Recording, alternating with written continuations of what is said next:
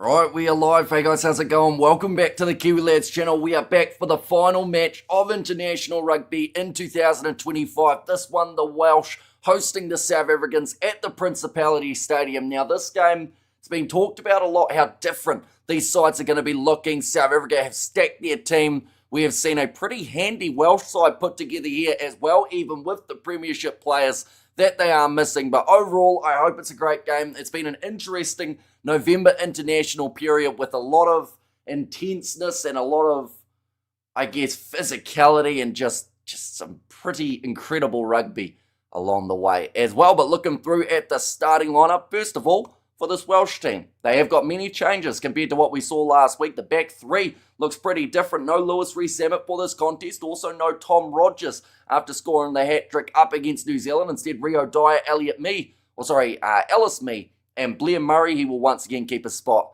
as that number 15. In terms of the centre pairing, it is Joe Roberts alongside Hawkins. Both Joes, so a pair of Joes in the midfield. Dan Edwards and Kieran Hardy is that 19 combination. They would have loved to have Thomas Williams for a matchup like this, definitely because of the way that he's been playing throughout 2025. Aaron Wainwright slots in as the number 8, so he was a late exclusion from the game up against New Zealand. Tame Plumtree plays 6, and then at number 7, Alex Mann, so no Harry Deves. In this matchup, Davis alongside Carter as the locking jaw, and then Azarati, Gareth Thomas, and Dewey Lake again will be there as the starting hooker as well. But looking through at South Africa's team, now it was announced early on in this week that they only had a squad of 24-25 players. Now, one of those players was Dwayne Vermeulen, and at this stage, I don't believe he is going to be playing. He was a late injury inclusion. That was a potential option, but I don't believe there's been any injuries for the Boks at this point. But Gerhard Stennekamp in the front row alongside Johan Grobelaar and also Wilco Low slots in as the number 3. Jean Klein alongside Ruan Nokia in the locking duo. I can tell you right now, the Bulls could have really used Ruan Nokia for his leadership and his line-out ability throughout that game up against the Lions. Then Siya Kolisi here is the 6 as well as the captain for the South African side. Franco Mostert plays 7 and Jasper Wiese, he is once again the number 8. He is such a physical, dangerous ball runner. He'll work in the breakdown. He will just do everything in his power to help the Springboks get that little bit of momentum, which could, in a close game, be crucial, although I don't think many are predicting a close match for this contest. Morne van den Berg alongside Sasha Feinberg and Ngume Zulu as that 9 and 10 combination. Morne van den Berg, he hasn't had a lot of starts throughout 2025, but a big opportunity here for the Springboks, partnering with Sasha, who's been an outstanding young talent. He actually made it into the World Rugby Dream Team for this year. Andre Esterhuizen and Damien Dialendi, they will be the midfield, so actually going with 2 inside centres as that combination. Some thought that we'd see Esterhuizen move to the outside here rather than Dialendi, but a bit of a new challenge for the experienced Springbok veteran. Normally he would be partnering with Jesse Creel in that duo, but some reshuffling, I think it's the best way to describe this whole Springbok side in general. But the thing is, outside of that, and maybe, I mean, you could argue a little bit on the bench, this is still pretty much what you would expect to see from Rassie if he was just throwing a bit of a curveball in his lineup. Kane Moody out on the left wing, Ethan Hooker out on the right, and then Damian Valimza, he slots in as the 15 for this matchup. But we have already got 28 messages in the comments. I hope you guys are doing extremely well. We have got the Japan through to the semis and the women's sevens, I believe that is. I think South Africa will go far higher than 36 points. The Welsh will get nowhere near 24. We have there Hassim, says Apenda, and also hi again, Hamish, hi all. And only way Wales get a chance is if they get off to a great start because the Springboks are asleep, then try to hang on. Yeah, I don't think that Wales can win this game theoretically with less than 30 points. Anything more than that, maybe half a chance, but anything less than 30, I think that it's going to be a really tough day at the office, although these two sides have had a close, low-scoring fixture back in 2018, I believe they were split, and both sides getting less than 20, but I think a lot has changed since then. This Welsh side are a lot lower in the rankings than they were back then as well. Hello, says Soreta, welcome in, hope you're doing extremely well. We got hi Hamish, says Joe there, and how long to kick off? Still another 55 minutes. We started pretty early for this one, mainly because there's so much I want to talk about when it comes to international rugby. The Dream Team that was recently announced as well, alongside some Sevens information as we get closer to the semi-finals of the Dubai Sevens. Good afternoon, everyone, says Philip. Welcome in. 157-3 to the Box is Hans's prediction. Tell you what, if we get to that point, I feel like, wow, surely have to throw on the flag at that stage. Hi from France, says Chespoka, welcome in, and good afternoon, says Sareta. And there as well, and good afternoon, Hamish. I hope you're feeling better today, says Farouk. I am doing very well, excited for this contest. You guys may have noticed I haven't got the tie on. Since this one's outside of the international rugby window, I decided I'd go for the casual look on this live stream, even though I was wearing a hoodie for the last stream, so that was the much more casual approach, but it's business casual, is that what they call it? It is over there, though, the tie, if I do need it, but hopefully I won't. We have got there, gosh, you still have that cold? Not quite. But it still seems to be hanging around a little bit. Like, I've fully recovered, I would say, with the exception of, like, my nose is still blocked occasionally. But outside of that, I'm doing all right. Hi from China, says Hans there. And it's going to be a cricket score. I hope Wales put up a fight, says Robert. And we have got there as well. Great win for Ulster last night. Munster versus Stormers and Connacht versus the Sharks to come. And, yeah, we are going to be covering that match between Munster and the Stormers on the channel. At this stage, Connacht versus the Sharks is not in the plans, just because by then we would have done about probably 9 or 10 hours of streaming. And Billa from Fiji, great content, Kiwi lads. Yeah, and great win for Fiji earlier on in their match up against the South Africans. They are now booked through to the semi-finals, which is fantastic news. So me picking the South Africans to win in my preview seemed to do the reverse psychology. In that one, we have got the OEH, says 1 Pierre, welcome in. Tell you what, the chat is going very quick. At the moment, we have got great pronunciation. Thank you very much. Is hugely appreciated. Any names that I am butchering, of course, do let me know. One of the Welsh players was actually the one who I butchered the most, and that was Rhys Carey. I didn't realise that it was Carey rather than Kerr. But he is not playing in this match. Instead, they have got a debutant in their number 17 jersey, Southworth, alongside Coughlin, who they did still say is making his debut. I don't believe he actually ever made it onto the field in that last match up against New Zealand. They've got Coleman, Ratty, Morse is there, Morgan Williams, Callum Sheedy, and then also Ben Thomas as at number 23 for South Africa. It is a 7-1 split off the bench here. Bongi Umbanambi, Zachary Porthin, and also Azanati Klabakanye as at 18. So he is one of those guys that got brought in initially due to injuries in the Springbok camp. Eben Etzebeth as the number 19, a hugely experienced man to have in that replacement lock role. Maka van Staden, Ben Jason Dixon, Kwaka Smith, and then also Kobus Reinach. And this is going to be Reinach's 50th match for the Springboks, so he will want to come off the bench and have a bit of an impact. Now, I don't think he's going to get a huge amount of game time in this one, but hopefully he gets see, that's the thing. When you're the lone back replacement, the chance of him getting more than 20 minutes is actually slim, but you'd like to think for a milestone game he'd get at least a decent 40 or so, but I don't think they'll take anyone off early. So it's a tricky one. Don't know what they'll do with Kobus Reinach there. Hello, Hamish. Says Mariam, wearing any pants? I am not, but I'm wearing shorts. I'm also sunburnt, unfortunately, on my thigh. I put sunscreen on everywhere but my thigh and my legs, and my thigh is about as bright red as you can imagine, about as bright red as the Principality Stadium in behind me. And just under an hour till kickoff, correct? That is correct, yes. So currently 50 minutes away from the kickoff. And no hoodie, no tie, Hamish, says Tame there. And also, it's outside the test window, so no thank you is fine. Oh, sorry, no tie is fine, says Albert. And thanks for the commentary, always good to share a game with you, says Desmond. And yeah, it feels a bit weird that this is the last international match of 2025 when it comes to International Rugby Union. It's been a hectic old time. And what we will quickly do is we will look through at some of the most hectic. And that was last week. There we go. That match between Ireland and South Africa, 24 points to 13. The win for the Springboks in the Wales match up against New Zealand. They actually didn't do too badly overall. 52 points to 26. Japan had a great win over the Georgians. Uruguay, they were able to beat Romania 31 points to 21. Spain and Fiji, I still haven't watched that game.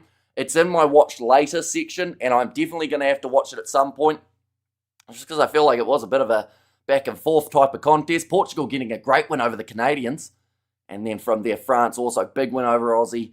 Italy beating Chile, who put up a decent fight. Scotland versus Tonga was one side, and then England-Argentina was probably match of the weekend. The way that one went, it was a back and forth, great type of game of rugby. England looked in control, and then Argentina once again finding a way to fire back, and then just narrowly missing out at the end of the contest. We have got there, also Yo Robert says, Jimbo, Ben Jason Dixon. Who's that? So that is a player who he has had limited game time for the Springboks, but he did start the game, I want to say, up against the Italians, I believe it was, that he started the game, and then sadly, due to that red card, had to make his way off the field early. So, yeah, he hasn't had a huge amount of game time. He does play for the Stormers. The URC, your nose also got burnt. Hamish says, Shazza, yeah, it's not as red as it normally would be, though, I don't think. How did you sunburn your thigh? Were you soaking up the sun in the nude? I was not. So pretty much what happened was I was coaching kids cricket, which is why I have to really clarify I was not doing what you think I was doing, but I was sitting down doing the scoring in shorts, and this leg was on the side where the sun was. This leg was not, which is why it's fine, but yeah, that one's, it's bright. It's like proper red. Like, it probably will glow in the dark. That's how red my thigh is at the moment. And hi, nice to see you.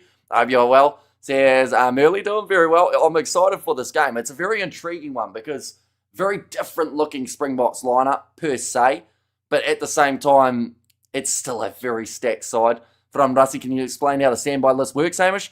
I thought you can only change back and forth within your 23, so you can unless someone's injured. You always have the option of your squad players who are available. I know that Dwayne Vermeulen has been talked about as the potential option of going in and playing, but the chances are pretty slim, unless there was an injury that was late enough that he is then called in.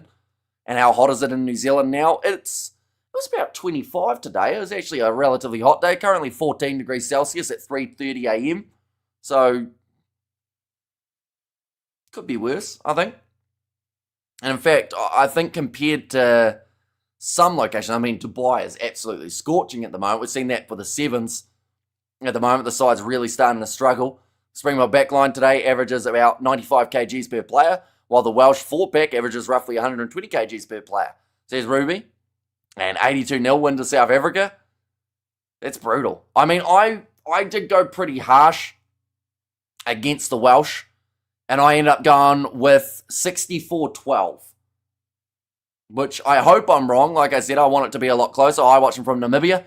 So, yeah, welcome in. Hope you're doing extremely well. Decent time for you guys in Namibia. I believe it would be a 4 or 5:10 kickoff. Got sunburn in 24 degrees. Yeah, it's not so much the heat in New Zealand that sunburns you, it's the UV. Like, there was a high UV warning for today. So I probably should have put sunscreen on my leg as well, but I thought I was going to be umpiring rather than scoring. So normally you don't get too burnt while umpiring. We've got there, but the backline only has 7 players. Says Ruby. And Boxer like France, because they're rotated, they can all fit right into the first team. Exactly right. Like, it's been talked about when all those Japanese-based players left, as well as Odegaard Neyman, Thomas Dutoy, Wilco Low. You're in that scenario how people were panicking, going, what are we going to do? What type of field or what type of side are we going to be able to field? But it looks like a Rasi team that he's just put together for any other week. Like, this is the type of side we could see face Italy. This is the type of side that we could have even seen face, theoretically, Ireland, if Rasi wanted to go a bit more experimental. No tie equals no job at NZRU for you, says Tame. And I was at first try to the box forwards. Who exactly do you think will score it in this matchup? Do let me know. I will mention in the Sevens at the moment, it is 31-0 in favour of the Australians over Great Britain. So they are looking to book themselves their spot through to the semi-final. Morning, mate, listening from Nose and Oz. Freaking hot here the past few days. Go the box, says David there. But yeah, she's starting to get a little bit warmer, unfortunately. Well, it's good and it's bad. I always say that I prefer when it's cold to when it's hot. But then at the same time, when it's really cold, you just want it to be hot. Lesson to learn, don't umpire in shorts, Hamish. Says Shaz, I didn't get to umpire, though. That was the sad thing. I ended up on the scorebook as the tablet wasn't working, so I was pretty much doing that, and I was sitting down. And every time I look at my thigh, it just doesn't look good. And go to the box for rugby, says Brian there. But what we will do is we will look through at who, or more so what these two sides have done throughout the year. We will start with Wales. They started off with the Six Nations campaign, and it didn't quite go the way that the Welsh would have liked. They lost to France 43-0. They then lost to Italy 22-15, losing to the Irish at home 27-18, losing to Scotland by 6 points. To be fair, those 3 games, they weren't actually a mile away from victories, and then they started and ended the Six Nations in the complete wrong direction. Now, that scoreline, England versus Wales, is actually similar to what I think the scoreline will be for this game. But we'll have to wait and see If that is the case, then from there they had the July internationals. They were beaten by Argentina, 52 points to 28. Hang on, we're round the wrong way. That's also round the wrong way. We don't have the one. Pretty much what they did in the July internationals was they were up against the Japanese. They went 1 win, 1 loss. Sadly, don't have that pop up. In November, they were beaten by Argentina. They then beat Japan, and then the game up against New Zealand, a decent showing from the Welsh to get themselves 26 points up against the Kiwis. But in the end, the All Blacks getting themselves the win there as well. But the Springboks, what they have done this year, and tell you what, she's been a long season for the green and gold. They started back in June where they were able to beat the Barbarians, 54 points to 7. Then from there, 2 wins over Italy. That soon became 3 from their November internationals, beating Georgia, 55 points to 10. So from their 4 games throughout the June-July international period, the Springboks were looking at about 200 points on the board. So a pretty big scoring season for the Boks. We move on to the Rugby Championship. First loss, a little bit of a weird one. They were 22-0 up. It became 38-22 at the end of the game. A bit of a freak mistake from the Boks there, but then they came back. They won up against the Aussies in the second game by the 8 points. They were then beaten at Eden Park 24-17, coming back to beat New Zealand by their biggest losing margin ever in New Zealand, 43 points to 10 in Wellington, 67-30 win over the Argentines, and then that close game at Twickenham. It came down to the wire, but in the end the Boks winning it by the 2. So far at this point in time, South Africa had lost the 2 games. Heading into November, they felt pretty confident to go with the Grand Slam for these Northern Hemisphere Tour matches, and that is exactly what they are aiming to do. Just having to beat Wales would be the last tick into the box, but they beat Japan, they beat France, they beat the Italians, and they also beat the Irish. So a pretty lucrative and high-scoring season for the Springboks so far. They've been dangerous on attack. They've been decent, well, very decent in defence too. Going up against the Welsh side, they at times defended well up against New Zealand, but it's going to be tough. Like, let's not beat around the bush. It's going to take a massive performance from Wales to even be close in this match. But hopefully, they can at least make it a decent showing. We have got there, go the Boks, says Brian there, go the Bok, says Craig in survey time. Does Argus Neyman look like a caveman? I think he looks more like a Viking than a caveman, if I'm being honest. I would put him more in that Viking category. Boks 38 to Wales 17, says Craig. And Hamish, do you know why these games are called friendly internationals? Pretty much because of the fact that it is outside of the international rugby window. So those other ones were part of the Quilter Autumn Series. But because this game is counted as nothing, I think World Rankings points are still on the line, though, for this one. I also coach a primary school cricket team. It's always great to see hard working in the team and some natural talents. Says, well, yeah, they've been doing extremely well this year, only losing the one game, and that one was very close. So on to the semi-finals, and hopefully they do well. We have got there. Hi, Hamish. Thank you for your commentary. You are a legend. Says Heather there. And also Wales 27, South Africa 26. Your first half scores. I'm going quite high. I think that the Boks will score themselves 3 or 4 tries throughout this first half. Hi, Hamish. Love your golf shirt. Says feeling music there. And no such thing as the friendly in rugby, says Yanko. And please, someone thinks Wales is going to win. And also, if this game doesn't end up on YouTube as the greatest hit in a single test match vid, I'm not reading the room right, says Ruby. And also, Springboks to win, watching from Durban. And also, about 70% of South Africa team are World Cup winners, Paul Wales, says Shazzy. Yeah, this is not an easy Springbok side to face, even with the guys that are missing. We have got there as a famous YouTuber. I'm surprised no one has yet offered to rub your thigh with some aloe, says Christopher. Yeah, I think I'd have to do that myself, more than likely.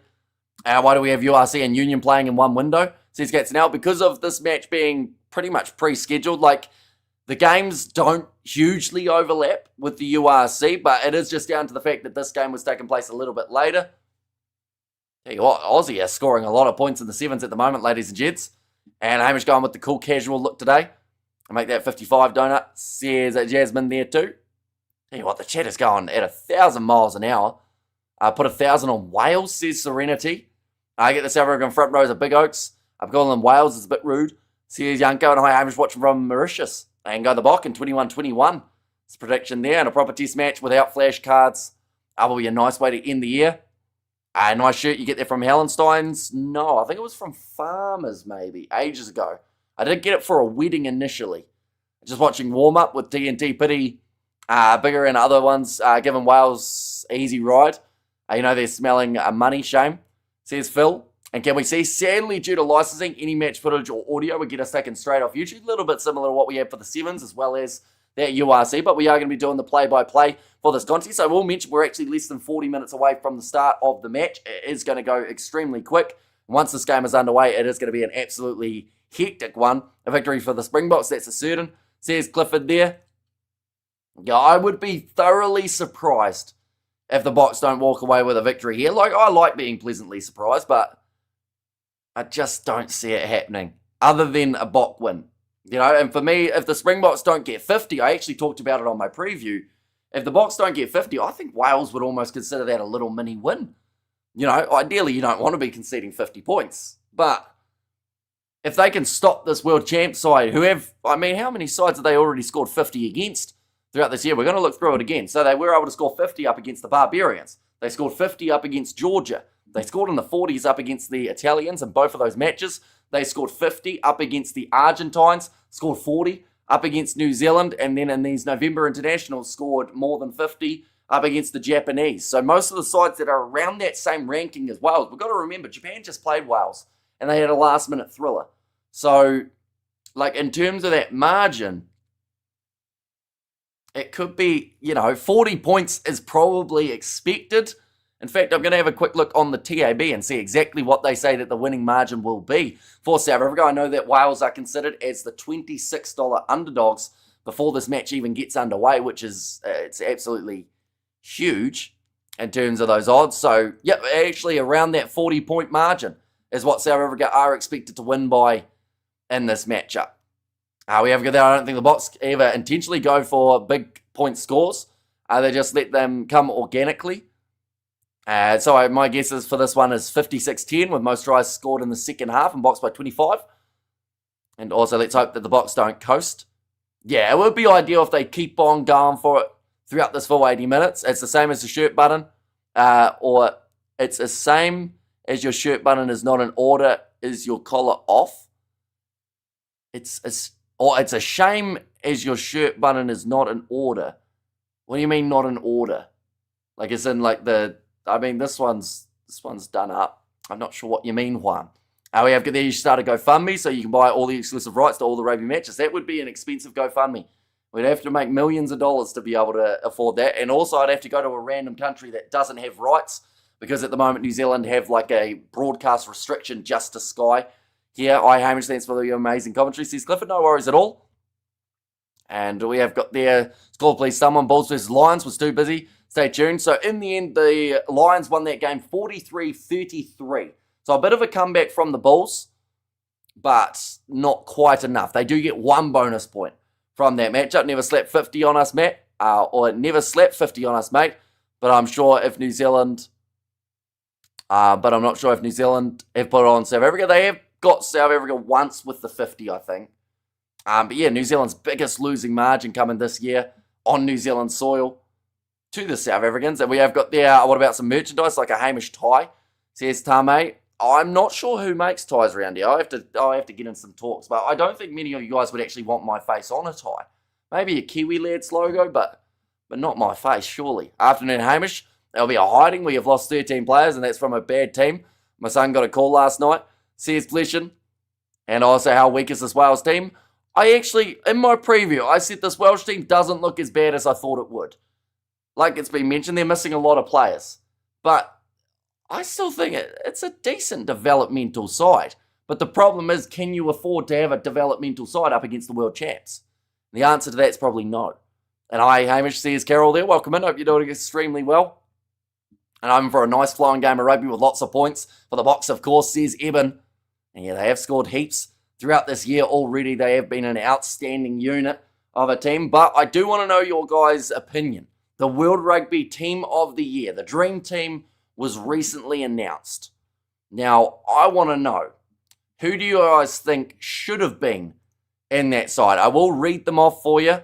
I know that it's an all Springbok front row. In terms of that selection, they did go heavy with the Boks in that department.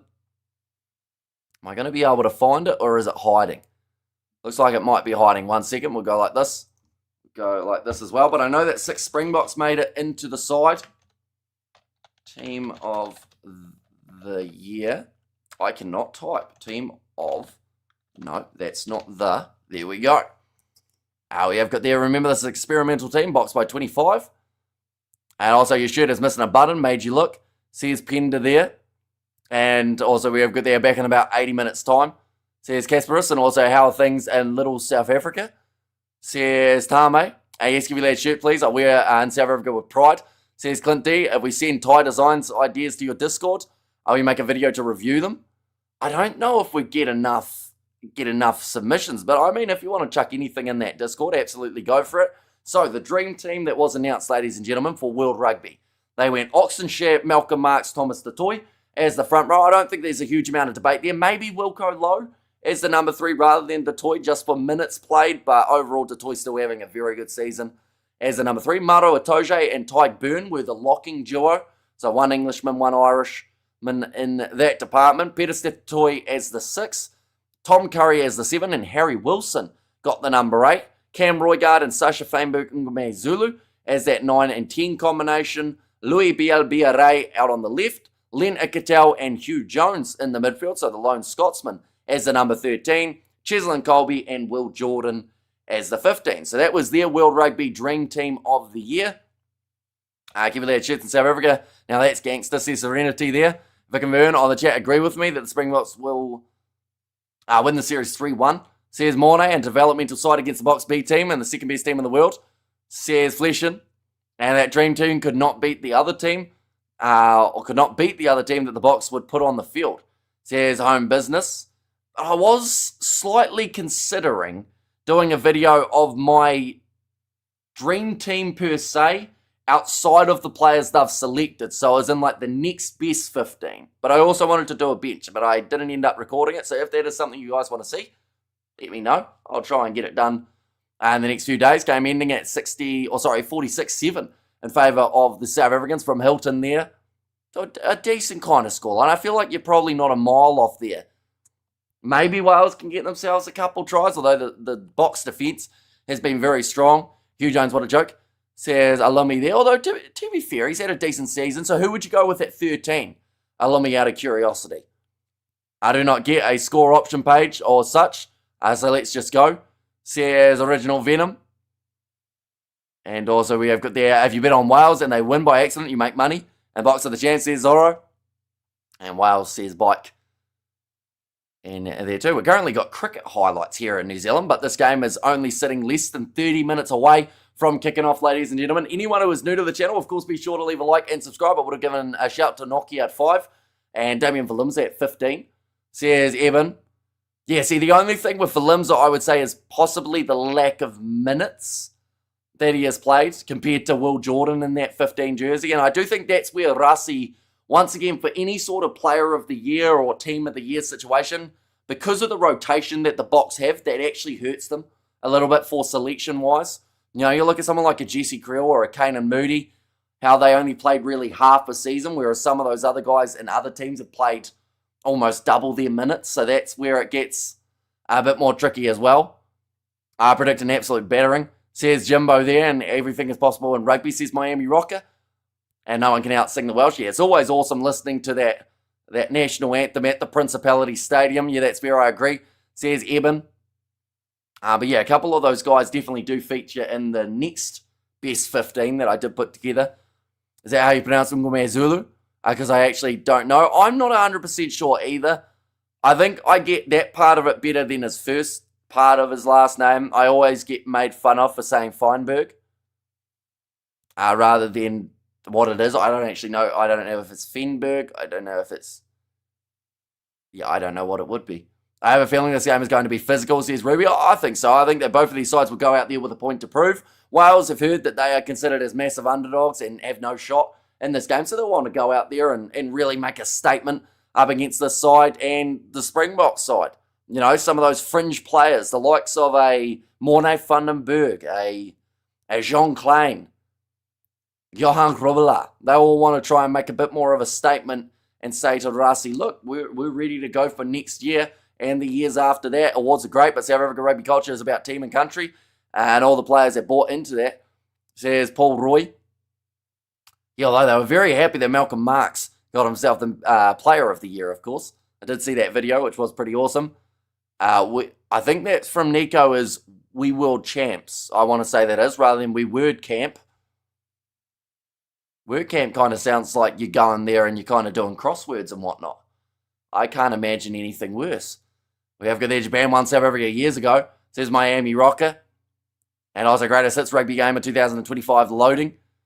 And Box still have a super team, says Miami. They do. Like I mentioned, this is no different to what we've seen from Rusty when he was experimenting up against the Italians, when he's been experimenting up against someone like a Georgia earlier on in the year. Like this to me, is just a normal Rusty lineup with a little bit of a curveball of a 7-1 split. And maybe the fact that the two centres are both inside centres.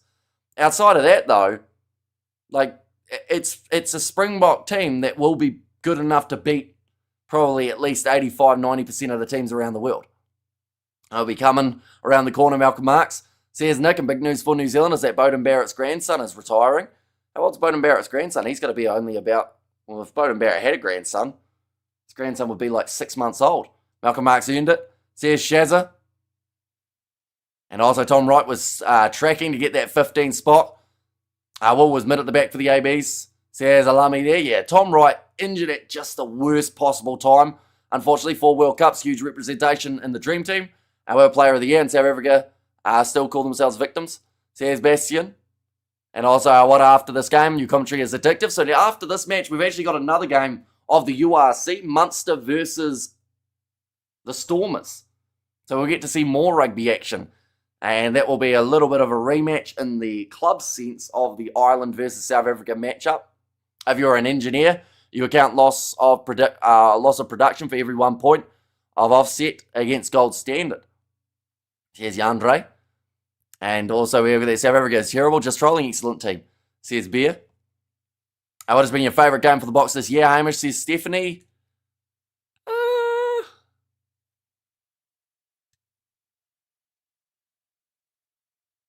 I don't really know, to be fair, because it depends on whether it's favourite, like entertainment-wise, or favourite as in best game that the Springboks have played. I do think that they had to dig extremely deep up against the French, and that showed some real heart from the side. We also saw up against the Italians. It was a little bit in the same boat.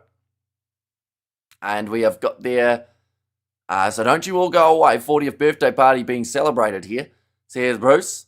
Do we play a Northern team before going on tour South Africa next year? I think they play the July International, so they'll more than likely play 3 games before that tour. And 68-10 in favour of the Box, says Jimbo, for his score prediction. And also good luck to our Springbok team. And that was from Colleen. And also going to try my best to stay silent, Hamish, respect to Wales, or Wales surprise us all. And pity this won't be counted as a Grand Slam or something. Says cool story. But yeah, I think they'll still consider this a very successful year for South African rugby, only losing the 2 games, one to the Australians, and that was once again a little bit of a freak performance from the Aussies in that second half, and then also losing to New Zealand at Eden Park. But outside of that, like, you'd be more than happy, wouldn't you, looking at the calendar year and seeing just the 2 losses across the board. I think there's only one other side that have done that. In fact, there's one other side with just the 1 loss, that is England at the moment. New Zealand lost 3. Ireland, I want to say, lost 3 as well. Well, they may have only lost 2, actually, the Irish. I know they lost 1 in the 6 Nations. Yeah, I think they only lost the 1. Well, sorry, the 2 this year as well, as the South Africans, although South Africa playing a few more games in the end. So, yeah, hectic old time in the world of rugby. Plenty of matches being played all around the world. And we have got there as like charging a tank with a scooter for the Welsh. Silly game, but entertaining. I heard Dwayne Vermeulen was almost chosen as number 25 for the Box this weekend. Yeah, if there was 2 injuries. Untuthuku Machunu, he was the first man who was going to be called in, but then Dwayne Vermeulen, he was the next one. So, you know, I don't know if he's going to get that Springbok return, but if he somehow did, it would be thoroughly entertaining, that is for sure. We only get 10 minutes of build-up here in New Zealand. That's a little bit sad for it. So we will have to wait to see what the weather is doing at the Principality, although it doesn't really matter because it's inside. We have got there Ngume Zulu, some pronounce with the N silent, others make it the N silent. Says Wim there. And Dwayne Vermeulen's bald spot is starting to become prominent. He's probably earned the bald spot though, hasn't he? That man's probably been in more rucks than most. And that'll rip the hair right out of your head every once in a while. And go the box, says Kiki there. And Ireland lost 4, says Bruce. Did they? Oh, no, sorry. They lost to New Zealand, didn't they? So they lost to New Zealand. Oh, no, they lost 2 in the Six Nations. Yeah, so England lost to 1, South Africa lost to 2, New Zealand lost to 3, Ireland lost to 4, and I'm not sure about France. They lost a fair few because of the fact that they ended up throwing away a few games. We have their weather is bad in South Wales. This is like a C team for Wales. This is definitely a developmental side for the Welsh, but they honestly, like, I'll say it once again. I said it in my review. This side doesn't look as bad as I thought it would. Like, when I saw that 13 players were returning to the Premiership, I was worried for them, but it's not a bad-looking Welsh team. It could be worse. We only lost to France. Okay, so they've only had the 3 losses this year, Jimbo, right? Rather than the 4. But also be another team next week. I'd like to think so. They had a pretty rough game in their contest up against the Lions. They did struggle to get any sort of momentum really going. I think Wales will play a good game today, says Miami Rocket. And whether or not they can play it for the full 80 minutes, probably a different story for this Welsh side. But if they can start well, be competitive up against the box early, and just get a little bit of something going, you know, this Principality Stadium, they will fire up. They will absolutely love seeing them. What time is the game? 20 minutes away, Intel. So we are getting pretty close to the start of this contest. I can't believe we've almost been going for 40 minutes already. How much South African supporters in the crowd? Can't imagine too many UK Saffers spending money on this game, says Robert. I think there'll probably be a few, although the Principality normally sells out pretty quickly. Irish last game of the year for the box, says Mark. Yeah, so they will want to finish on a high. The clay is silent in Ngume Zulu. Where's the clay part of it, though? And time for New Zealand to start enticing some young players from South Africa instead of the islands, says Tame. We have got there England beat France and New Zealand. As them above us, says Jimbo. And what is the weather doing there? Well, it is inside of a stadium with a roof.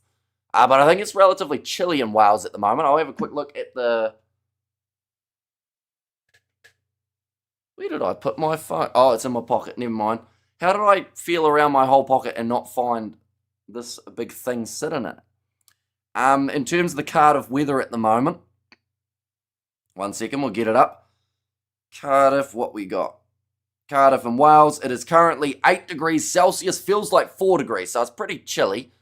Hamish lost his sign a bit, says Tame. And when is kickoff? Kickoff is taking place in 20 minutes' time, but I guess that one, you may have missed it. So kicking off at 5:10 for you guys in South Africa, 4:10 if you're in New Zealand in the morning, but 20 minutes' time is when it is going to be going.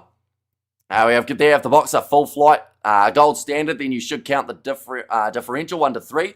Wales based on current world ranking, so the prediction is a 45-point difference. That sounds very fancy. The TAB and most odds makers have about a 40-point difference between them. We have got there in Cardiff, now cold but fine, says Mog. So at last year, then when Ireland played in South Africa, if so, then they lost 3, says Bruce. Yeah, they did play them last year, went 1-1 in South Africa, the Irish, in the end. But, yeah, they played at the Aviva this year. And 9% Wales victory, bless, says Rage Time. He's got a rocket in his pocket, says Bruce. Oh, we're seeing a little bit of wrestling going on at the moment between two sides in the Premiership. There's been some entertaining games in that competition. Top 14, of course. There's been some great games as well, or it could be a DNF result, says Ruby there. Oh yeah, this match less than 20 minutes away. We won't be a mile away from the two sides making their way out onto the field, getting ready for the national anthems, and then getting fired up, rearing to go for this contest. So anyone who hasn't already, which I don't think we've had too many predictions as of yet, first player to score a try in this contest, who are we thinking?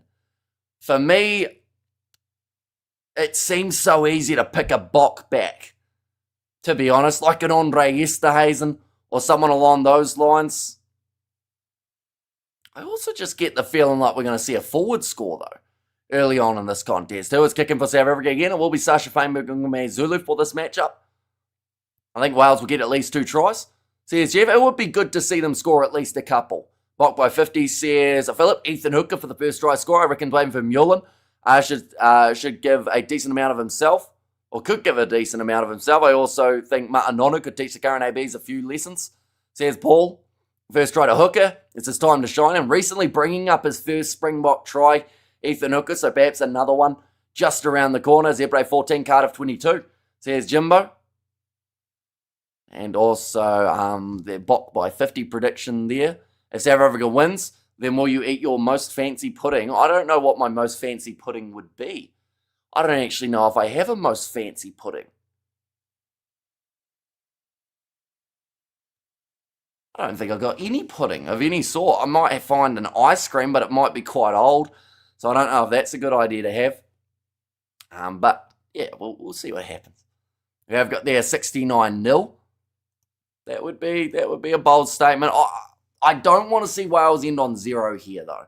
I want to see them get at least some sort of points.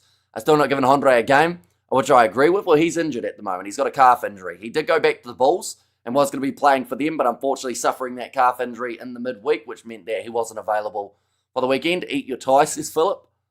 Marks is back in Japan, says Samuel there. And Valimza to score first. And also give Mulva pudding a go. What is Mulva pudding? I don't think I've heard of it. And Springboks will definitely win, says Colleen.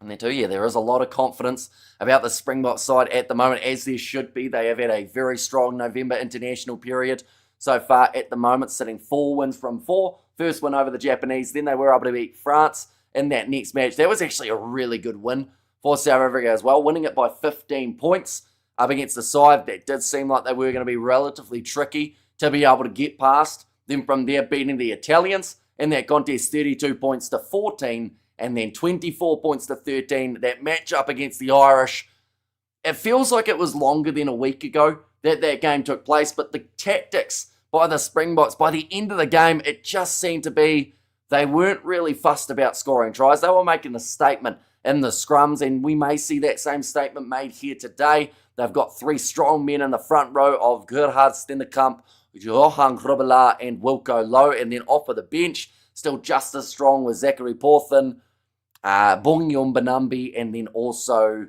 they have got Azanati Klabakanye. So they're going to be all right throughout this full 80 minutes, I would say, in the scrum department. For the Welsh, they've had a bit of a rough run in the November internationals. They like to concede 52 points, but they also have won a game. They've been consistent. Mid-20s is about where we're seeing the Welsh sitting in terms of points. I wouldn't be surprised if we see it again in this matchup. In fact, no, I would be a little bit surprised because I feel like a lot of people aren't considering Wales as a chance of getting into the 20s. They would have to play extremely well to be able to do that, but who knows? Anything can happen, and I feel like we're into that stage just before kickoff, how it's just a wait and see. See whether or not they get it going. Always appreciate your commentary. I don't have access to the game, so this is a lifesaver. Keep up the good work, my guy. No worries at all, and we are doing the URC. We've got the 7s taking place as well. I will be giving updates on the 7s, and tell you what, Blitzboks need a win up against Argentina if they want any chance of booking themselves through to the Dubai 7 semi-final. They did lose that game to Fiji not too long ago, so they'll be looking to build upon that and fire back in their next match. The Boks better not let Wales surprise them today, and Go Boks cannot wait for the final score, says Rodette. And also we have got there, I haven't had chicken this week, so you may put it on the menu today, says Philip. How long till the game starts? Says Clippers. At the moment, we have got 15 minutes till kickoff, so these two sides not too far away from making their way onto the field. They'll be doing just their last-minute warm-ups at this point in time. They'll go out there, have the national anthems, and then we're good to go for the last international match of 2025. And I should mention, we are only about 3 or 4 days away from that Rugby World Cup draw, ladies and gents. We are going to be covering that on the channel as well, doing a live stream, watching along as it is announced, seeing exactly where sides are going to be finishing. We know that Australia will have to face one side inside of the top 6. And the question is, who will it be? For me, I want to see it be South Africa, New Zealand, or England. I feel like those are the 3 that would make for a brilliant opening contest for the Rugby World Cup. And see a Kolisi for the first try. And French Rev might favour the underdog, says Jeff A there. And in general, we as South Africans are normally cautiously optimistic. However, tonight I feel a lot more comfortable than normal. I'm actually expecting South Africa to close out this year on a high. We have got there, who you going with, mate? I have gone for the Springboks, and I actually went 64-12. I was pretty harsh. But the thing is, I'm normally terrible at predictions. So that may end up actually backfiring by selecting such a one-sided affair in that department. I think this is going to be the best smash and crash running rugby game we have ever seen's a bold statement. But I hope you're right. I hope it ends up being a very, very entertaining one. When it's the draw, UK, EU, South African time are all fine. So South African time for that Rugby World Cup draw is on the 3rd of December at 11 a.m. as when it's going to be taking place. When is Hamish doing a collab with 2 Cents Rugby? We have already collabed with 2 Cents Rugby. We actually did a collaboration a little while ago of doing a New Zealand versus South Africa debate in terms of heading into those 2 matches of the Rugby Championship. It's about 50 minutes long, and we had Tony as the mediator, so that was a very intriguing one. Listening from Belgium, Go the Bok says Rich there, and 64-12, you devil you. And Go the Bok says Bruce, and 1914 for South Africa says live. But yeah, the draw is taking place at 11 a.m. South African time on the 3rd of December. I'm going to be covering that one on the channel, and we are going to be starting probably either 30 minutes or an hour beforehand. I'm not too sure yet. We're going to make the stadium a graveyard, says Elijah. And hi, Hamish. Let's go the Bok. First ever 100-point win for South Africa on the cards today. Send him well wishes at the moment. He can use some love. Yeah, I have been talking to him privately outside of streaming and outside of the YouTube side of things because, yeah, he is going through a bit of a time at the moment. And Belgium is a great rugby nation. They did so well in their game up against Samoa, and I think they actually played well enough to win that game, but just narrowly missing out in that contest. But they would have absolutely loved to qualify for that World Cup. I think the biggest shame is the fact that they aren't going to be at that next stage involving the kind of the next 12 teams in that World Cup overall rankings. We have got there, the Boks should win comfortably, even with a card fest. Anton from Cape Town, Go the Boks. A reasonable score would be 42-12 in favour of the South African, says Ruby, and Boks by 10, says Cool Story, and also a Boks win 27-11, so going a little bit lower scoring in this game, giving Wales some credit in this case, in 69-68, so close to a double 69, says Tame.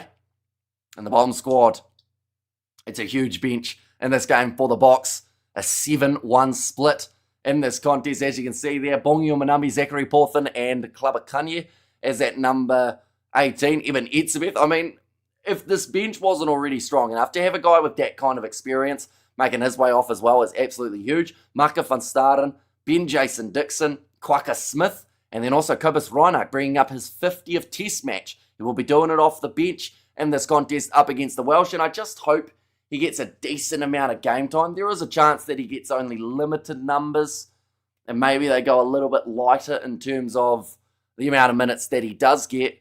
He has had a few starts in recent times too for the Boks, but yeah, surprising that he's not starting this one. And it seems like Rassi has actually changed his mind about milestone matches leading to starting lineup positions. We saw it with Argus Neyman in that game up against the Irish. He made his way off the bench as well.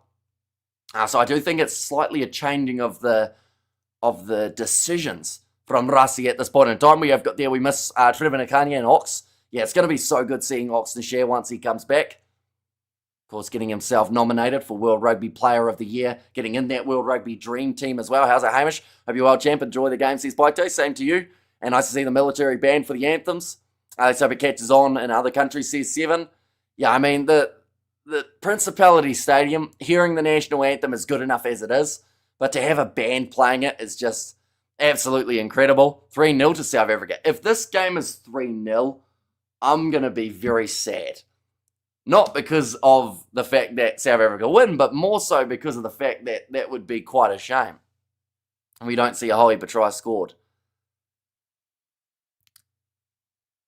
See, the thing is, Wales are considered huge underdogs. Do we try and add some sort of spice to the stream? Do we have a forfeit if Wales win?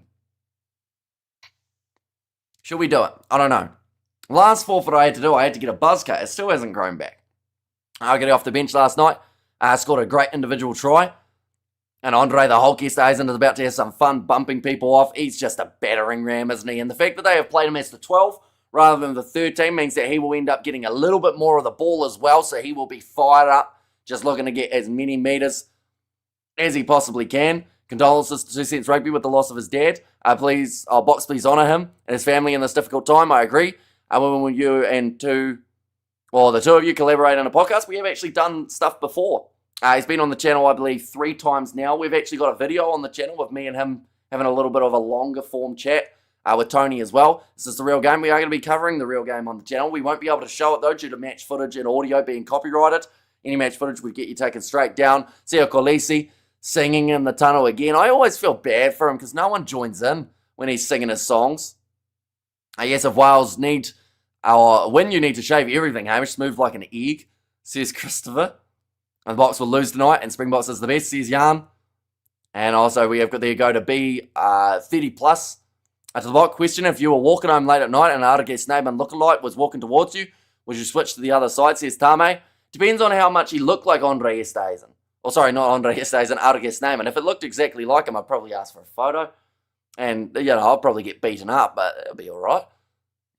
As long as we take the photo first. Hamish, I hope you're well. Hi, everyone. Have an awesome time watching the game, says Brett. And these two sides now making their way out of the tunnel, just about to have the national anthems. I'm excited for this matchup. And while they are doing the national anthems, we will be letting you know the lineups of these two sides. In the front row, Gareth Thomas, Dewey Lake, and Kieran Azarati. Now, Dewey Lake, he's been one of the key players for the Welsh throughout this year. And times where they've really struggled, he seems to be that saving grace and the one that's just trying to fire them up that little bit more and get the side up to that next level. But he is going to be slotting in as the 2, and he's got Gareth Thomas and Azarati on either side. Ben Carter and Rhys Davis, they are going to be the 4 and 5 for this contest. So no Adam Beard and also no Daff Jenkins. That's a bit of a hit to this Welsh team, definitely because they were starting to find a bit of cohesion in that department. Tame Plumtree, he is playing as the 6. A few Welshmen really concerned about his discipline, but hopefully it will be much better in this contest. Alex Mann at 7, so no Harry Deves, and then Aaron Wainwright, he comes back in as the number 8 due to being left out late in that last matchup due to injury. Kieran Hardy, he is the starting 9, so no Thomas Williams here. Dan Edwards slots in at 10. It is the Joes in the middle, Joe Hawkins and Joe Roberts. Alice Mee, Rio Dyer, and also Blair Murray. So no Tom Rogers coming off a hat-trick, no Lewis Rees-Zammit in this game either, but some changes and still some pretty handy players out there on the field for the Welsh. Looking through at the South African starting lineup, it is Gerhard Stennekamp, Johan Robelaar, and also Wilco Lowe. So 3 men who have mainly been making their way off the bench for South Africa throughout this season, but instead now getting that starting opportunity with Zachary Porthen, Clubber Kanye, and also Bongi Mbanambi making his return. For the Bears, John Klein, he will be playing as the 4, Munster playing just around the corner up against the Stormers, but that man, he is still with the Springbok squad. Ruan Nokia, he is playing as the 5. Like I mentioned earlier on, the Bulls would have absolutely loved to have him, seeing as he is just such a great leader of that Bulls side, an absolute workhorse, and could be quite the key for the Box in this game as well. Sia Kolisi as the number 6, and Captain Franco Moster and Jasper Visa will close out that loose forward trio. Morne Vandenberg and Sasha Feinberg Ngume Zulu as that 9 and 10 combination. So a bit of a new one that we haven't seen a huge amount of for the South Africans. Normally it is Sasha and Kobus, and also Morne Vandenberg normally partnering with Andre Pollard. Andre Esterhuizen in the midfield alongside Damien Dialindi. That is a combination that we're not expecting to see, but Dialindi gets to play 13, whereas predominantly playing 12 throughout the rest of his career. Kanan Moody at the 11, Ethan Hooker as the right winger, and then Damien Valimza, he is number 15. But those are the starting lineups for these two sides, ladies and gentlemen. Come on, Wales, please get a try at least in this game. And Bongi the Bulldog says Liberty there, and teams are ready for the anthems. And as a South African, I don't want to see Wales get nailed. I hope they put up a fight, and I do think it actually benefits South Africa if Wales are more competitive in this game. Forfeit your mustache, Hamish, says Shazza. So is that the beard as well, or just the mustache part of it? I look very strange without a beard. I'll say that right now. Like, without any facial hair, I will look 12. And that's not good. Cricket score loading says Kotso there. And Sasha has been supercalifragilisticexpialidocious this season. Says Liberty, and well-packed house. Stadium's ready to rock. That's the thing. They're always going to sell out the Principality when Wales, like, that's the thing. Even when they're not playing South Africa, when they're playing New Zealand, when they're playing Argentina, like, the crowd just show up. And that is one thing that I always have massive appreciation for. In fact, it doesn't quite look like a sellout. There's a few empty seats right up the top. But I just love watching the passion that this Welsh side showed towards their side. They went 800 days without actually winning a game at the stadium. We have got there just a mustache. Do it for Movember, says James. And also, if Wales win, I will streak down Queen Street at 10 a.m. on Monday, says Tame there. And go the bot go, says Jan. And there as well. It is a very impressive national anthem at the moment being sung. It sounds like the whole band is involved in the last game of the season. I hope it's a good one. I hope so. I feel like if we end the season on a high, the game before the Rugby World Cup draw, that's all we can ask for. If this game ends up being a little bit anticlimactic, it would be a shame, but at the end of the day, like, we still had some great rugby throughout this year. We'll grow a thick, girthy horseshoe mustache. I think that's easier said than done, though. Like, maybe I've been trying to, and it just doesn't look like it. And Sia is B captain. And also we have got there, and that the box can pull off the Grand Slam, says Iko. And also we have got there, we might see the very first century score this season. Although Ireland actually got themselves the century up against Portugal in the July internationals, 106-7 or something, I think the score was in that one. Are you excited as our South Africans for the 8-match tour next year? I'm excited, but I'm also disappointed that we aren't going to get to see a rugby championship after what was one of the best, if not the best, rugby championships in recent times. So, like, yeah, it's great that the tour's happening, and I am excited for it, but I feel bad for Argentina and Australia because they've pretty much been set up to have no rugby, unless they want to play each other, but I don't feel like that's as big of a draw card for them as the rugby championship. Afternoon, Hamish. Hopefully there's, here's to another Bok win with excellent commentary from you, says username there. And Portugal doesn't count. Oh, okay, my apologies. So Portugal don't count, but in this case, Wales do, right? We're just clarifying that. And agreed, Hamish is the best commentator. Hamish the legend. I wonder who's won more games this year, Portugal or Wales? Probably Portugal, I would say. And the Boks are in the face of the modern rugby for the first time in many years. South Africa has a proper Boks squad, especially the younger players being groomed, says Desmond. And no rugby championship. Yet no rugby championship in 2026 due to that All Blacks versus South Africa tour. I believe players should be selected on merit, says Desmond. But now, the Welsh national anthem, it has been sung, which means we are ready to go. And we have got there, break a leg box. We're so proud of you guys, says Charles and other Hamish. Trust you are well. I'm doing very well. Excited for this one. The Principality Stadium. It's a great place to play rugby. These two sides. Am I getting too excited for this game? Maybe a little bit. Because last week I was very excited for certain matches and the week prior, and certain games didn't quite deliver. But I feel like this one's going to. It's going to be high scoring. It's going to be a try fest. No better. Hamish, please, says Carol. Without shaving anything, wear a mankini like Borat. That would hurt your eyeballs, Christopher. We have got there, South Africa, says Christopher in there too. And how many red cards this game? Hopefully 0, but probably 1. I'm going to go plot twist, Welsh red card in this match. How's the weather? It is about real feel 4 degrees Celsius, but the stadium has a roof. So they're not too phased about it, but there will be a little bit of slipperiness, I would think. Argentina versus England was a great game and did deliver, says Andre. Yeah, that game did. That wasn't the one I was referring to, though. Andre Esterhuizen and Damien de Lindy, they're going to be the midfield combination for this contest. What's stopping Argentina and Australia from touring each other's nations? Not a lot. It's probably going to happen, but sadly for those two nations, like I said, it's not going to be anywhere near as financially rewarding as the Rugby Championship would have been for the sides. It's one of the reasons we saw Argentina play their match of the Rugby Championship at Twickenham, because it actually made them more money than playing in Argentina, which is the sad reality of the sides being in different positions at the moment financially. Score prediction, says Glenn Sauer, and box by 45, says Oldest. I'm still going my 64-12, and I hope I'm wrong. I hope it's a lot closer than that, and we get a decent type of matchup between these two sides. But it will be the Welsh kicking off this game at the Principality Stadium. You've been great this season, says Carol Ann. And yeah, that's greatly appreciated, you guys tuning in. Of course, we have done plenty of these international rugby matches. We've got the URC just around the corner, taking place between Munster and the Stormers. So be sure to check that out as well. And look, Ramos, the ref, is he new? I've seen him before, but I haven't seen him do too many international games that I can think of. And let's go to the box, says Shazza. We're ready to kick this one off. It will be Dan Edwards. And we are underway at the Principality, the last game of 2025 of international rugby.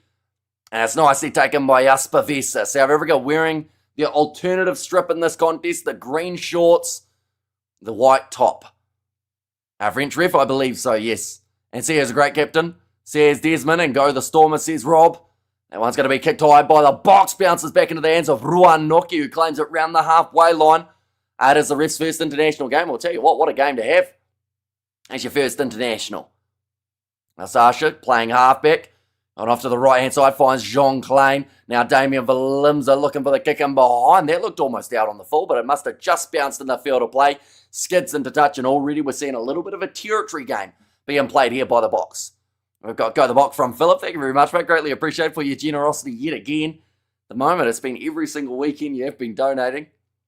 It's been helping the channel out very much. So watch this one. Someone is going to kick the ball and attempt to hit the roof, overthrown by the Welsh, but goes straight into the hands of Alex Mann. Now Kieran Hardy, told to use it, goes off to the left-hand side here. Trying to get into that breakdown. Jasper Vesa trying to create a little bit of a counter ruck. Just putting pressure on as well. Just letting the Welsh feel that presence. And Go the Box, says Naomi, and also Go the Box. And there too, around the halfway line. Nicely taken by Ethan Hooker. Tackled by Rio Dyer. Dowie Lake tried to get the steal on the breakdown, but Jean Klein with a good clean out. Now Ruan Nokia tackled low by Alex Mann. Looks like Morne Funenberg again. The box are going to look for this box kick. Told to use it by the referee. The slaughterhouse is open. The box will have Dragon Biltong next week.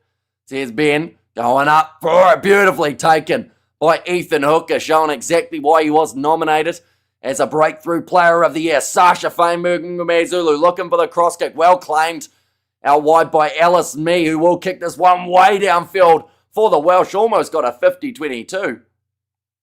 But Sasha just making maybe the wrong choice there going for the cross kick. Wales did have it covered and it did allow them to exit their own half. That's such a good take from Ethan Hooker under the high ball. Terrible punus. Terrible pun. What pun? Was it me or someone in the chat who used a pun? What pun was it? So if I used the pun, I didn't even mean to. My parents are in Cardiff for day trip. I'm not jealous, I promise. I got a weird feeling Jasper Vesa will score a hat-trick. Says Dexter. Now Sio Kolisi around the halfway line. Goes back across to Vesa. Now Damien Dialende playing in that number 13 jersey for today for so long. We've seen him at 12 with the man on the outside. And Jesse Creel. Now Kanan, oh no. Kanan Moody looking up. He tried to do a no-look kick downfield. Box kick. It wasn't even supposed to be a pun. It probably sounded that way just because the words are very similar, of course. But Kanan Moody, he was looking up, looking to go in behind with the kick, and then just completely missed the ball, unfortunately for him. Not the highlight that he would have been after. And we have got there me as a great prospect, says Jimbo. Good luck, Sia Rassi, as well as our Springboks team.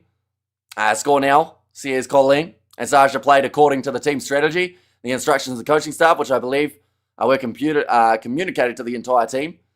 Yeah, I don't know whether or not he has adapted to that kicking-orientated game plan yet, has he? We see so often when they get to the stage of, like, the later parts of the game, he just gets to go for it. Alongside someone like Amani Libok, they can just cause real damage. That's going to be another moment at scrum time, but this time it's not to the box. It's to the Welsh early push from the box, and it gives the free kick to Wales.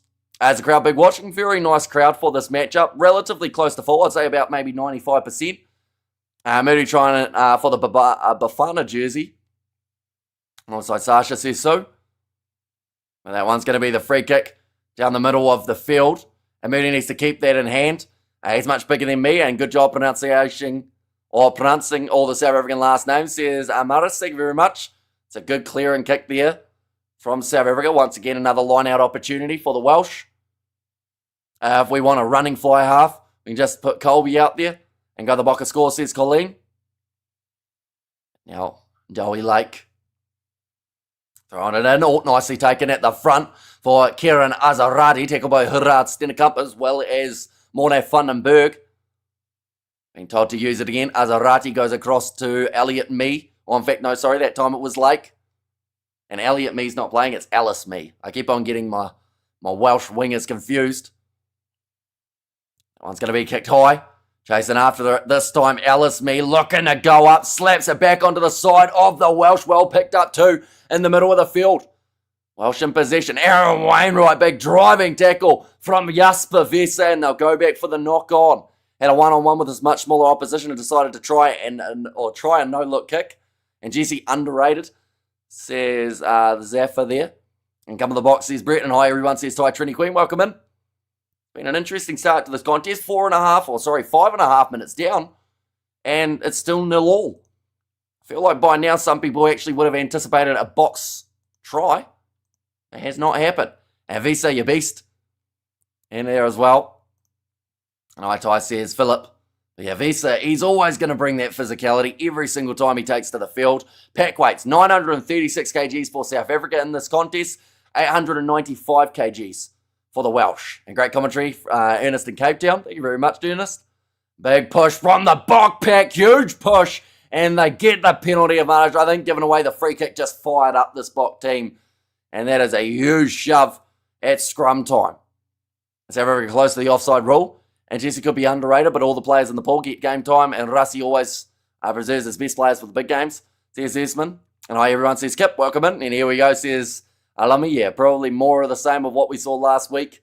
If it continues that way, SFM is not that good as everyone makes him out to be. Yeah, see, it depends on who you talk to. And it seems to be, at the moment, there are, I would say, 2 young players that get talked about the most in the world of rugby, and that is Sasha Feinberg Ngumezulu and Henry Pollock. They are the 2 that always get thrown around at this point in time. Shave your mo. Tell you what, if Wales win this game, I will. Wales is bad. Says Yakanel, I think they've done all right so far. 7 minutes into this contest, longer than a lot of people thought that they would go without conceding, although this is a good attacking chance again for the South Africans. Sasha trying to break his way through, but a 2-man tackle from the Welsh forwards, Ben Carter as well as Gareth Thomas. And it's a Bok, eat them at scrum time. Says James. And Sasha versus ABs, most ever by a player. Says Jimbo. Now low tackle made on Franco Mostert. Back across again. Oh, Morne van den Berg, that was a weird way of running. He almost looked like he hurt himself in the process. Now Damian Valimza thought about the ball on the outside, but going to take the contact himself with me. Jumping onto the ball. Alex, man, that wasn't a legal clean out from Sasha. Did play it from the ground, but it is going to be play on now for the box, but collision. Franco Mostert running it hard. He had a birthday only a few days ago. Would love nothing more than a birthday gift of a try for the Springboks side. Jean Klein, 5 metres out from the line now for the South Africans. Morne van den Berg hitting it up as Vesa. Now we have there coming the Bokker. Says Colleen. Morne van den Berg goes back across to Sio Kolisi. And they sitting at 5 metres out from the line. Who did I say would score the first try? I went Andre Esterhuizen, didn't I? See whether or not it's right. It's not snowing. I think I'll venture out and watch the game. Sorry, dude. Bok by 40-ish. Says started now. Back across to the right-hand side. Wilco low, chop down. 3 metres from the line now. And 14 phases in a row. Gerhard Stennekamp goes through. And the big prop scores it. I don't think many people were predicting that one. That's a good finish from Gerhard Stennekamp. Going round the side. Saw the opportunity to score it. And also they have just said in his first start in a test match, and he actually goes on and manages to score it. About 8 minutes into the contest, Stennekamp, let's get the first try. Oh dear, too easy, soft defence. Says Alami there. Did well in that game, yes, but since then, too many mistakes that are inexcusable at this level. New Zealand is bad anyway, says Suk there. And also personal, I think that the Boks are strong, or too strong for Wales. Well, they should be. They're sitting number 1 in the world rankings and defending double world champions. So if they weren't able to beat a Welsh side that are just round about that number 12 spot, you'd be thoroughly surprised. Sasa deserves all the hype he is getting. He is a young player, so he has a lot to learn, but is already punching way above his level, says so. There's a brilliant finish from Stennekamp. We see it through the referee camera there. It was a great angle. And Bam says feeling music, a nice try. says Brett. And there as well, but currently 10 minutes into this contest, the kick has gone over, and that is going to make the score 7-0 in favour of the Springboks. Now it's going to be kicked off high. Waiting for this one to come down. Nicely taken by Nokia.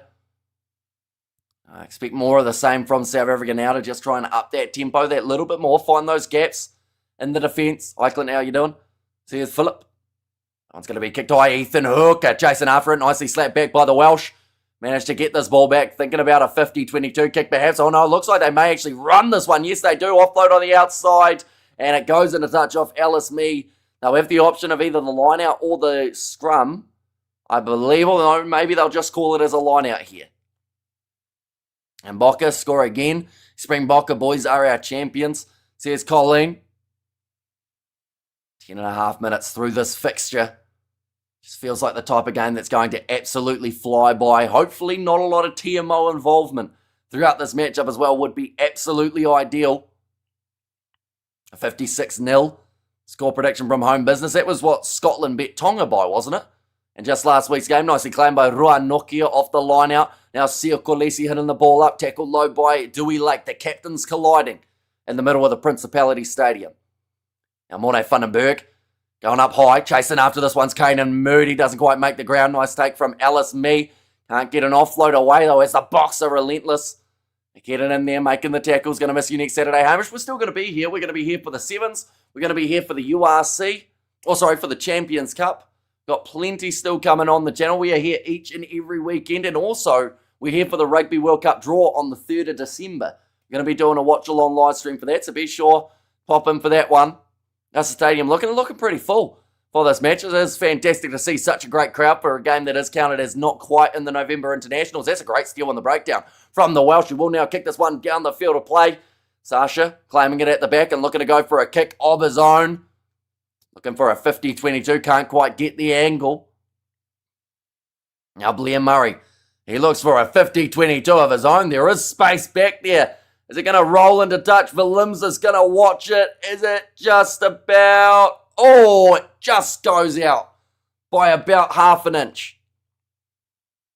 We have got there, who scored our first try? It was Gerhard Stennekamp, who managed to score the first try of the contest. Tell you what, Willemse are playing that one at the back with a lot of confidence, but that is a tough one on Blair Murray, as it means they have to go back a long way. Hi from Croatia. Says it was there from... Is it Langen? Is that how you'd say it? I'm not too sure to pronounce that one, unfortunately. Now we have got the New Zealand hype, Sasha, because he kisses Sonny Bill's backside and he's not physical, and New Zealand love fancy Dan rugby. Says Robbie. We're now ready to feed this ball in. South Africa have got themselves a scrum feed from about 32 metres out from the line. This is not going to be good, this scrum right here. Well, it's going to be very good for one of these two sides, but I don't think it's going to be the home side.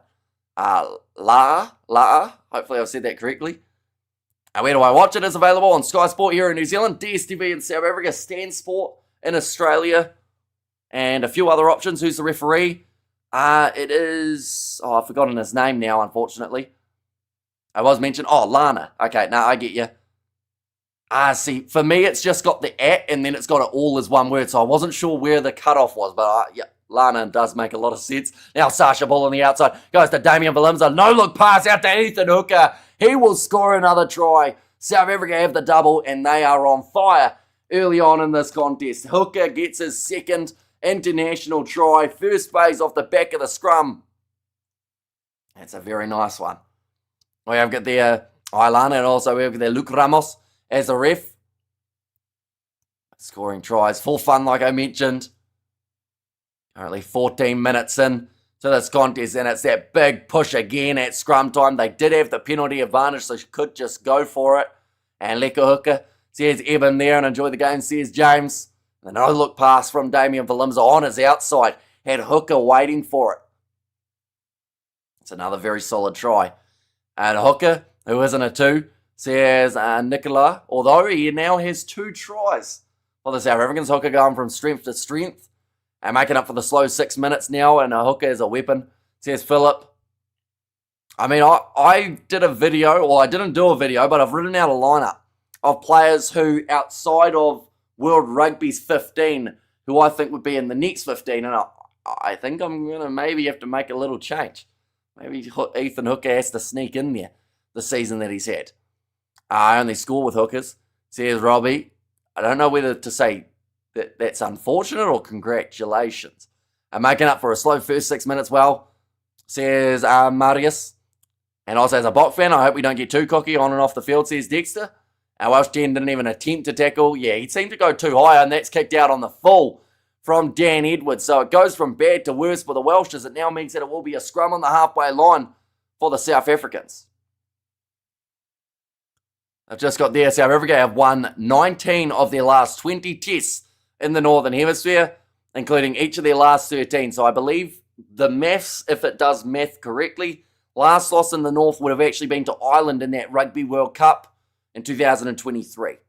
As a Bok fan, oh no, I read that one, didn't I? And Scary Scene says Eagle and scoreboard slow. It is now up to date, 14-0 after the 16 minutes in this contest. It's Sasha and Valimza, I'm sure they got some Kiwi blood in them, says Sam. And as a Kiwi Dan Carter fan, Sasha could be the new Dan Carter. And go the Bok go, says Lana. And this will be a blowout. It looks that way at the moment. It seems like there's going to be a fair old separation between the two teams.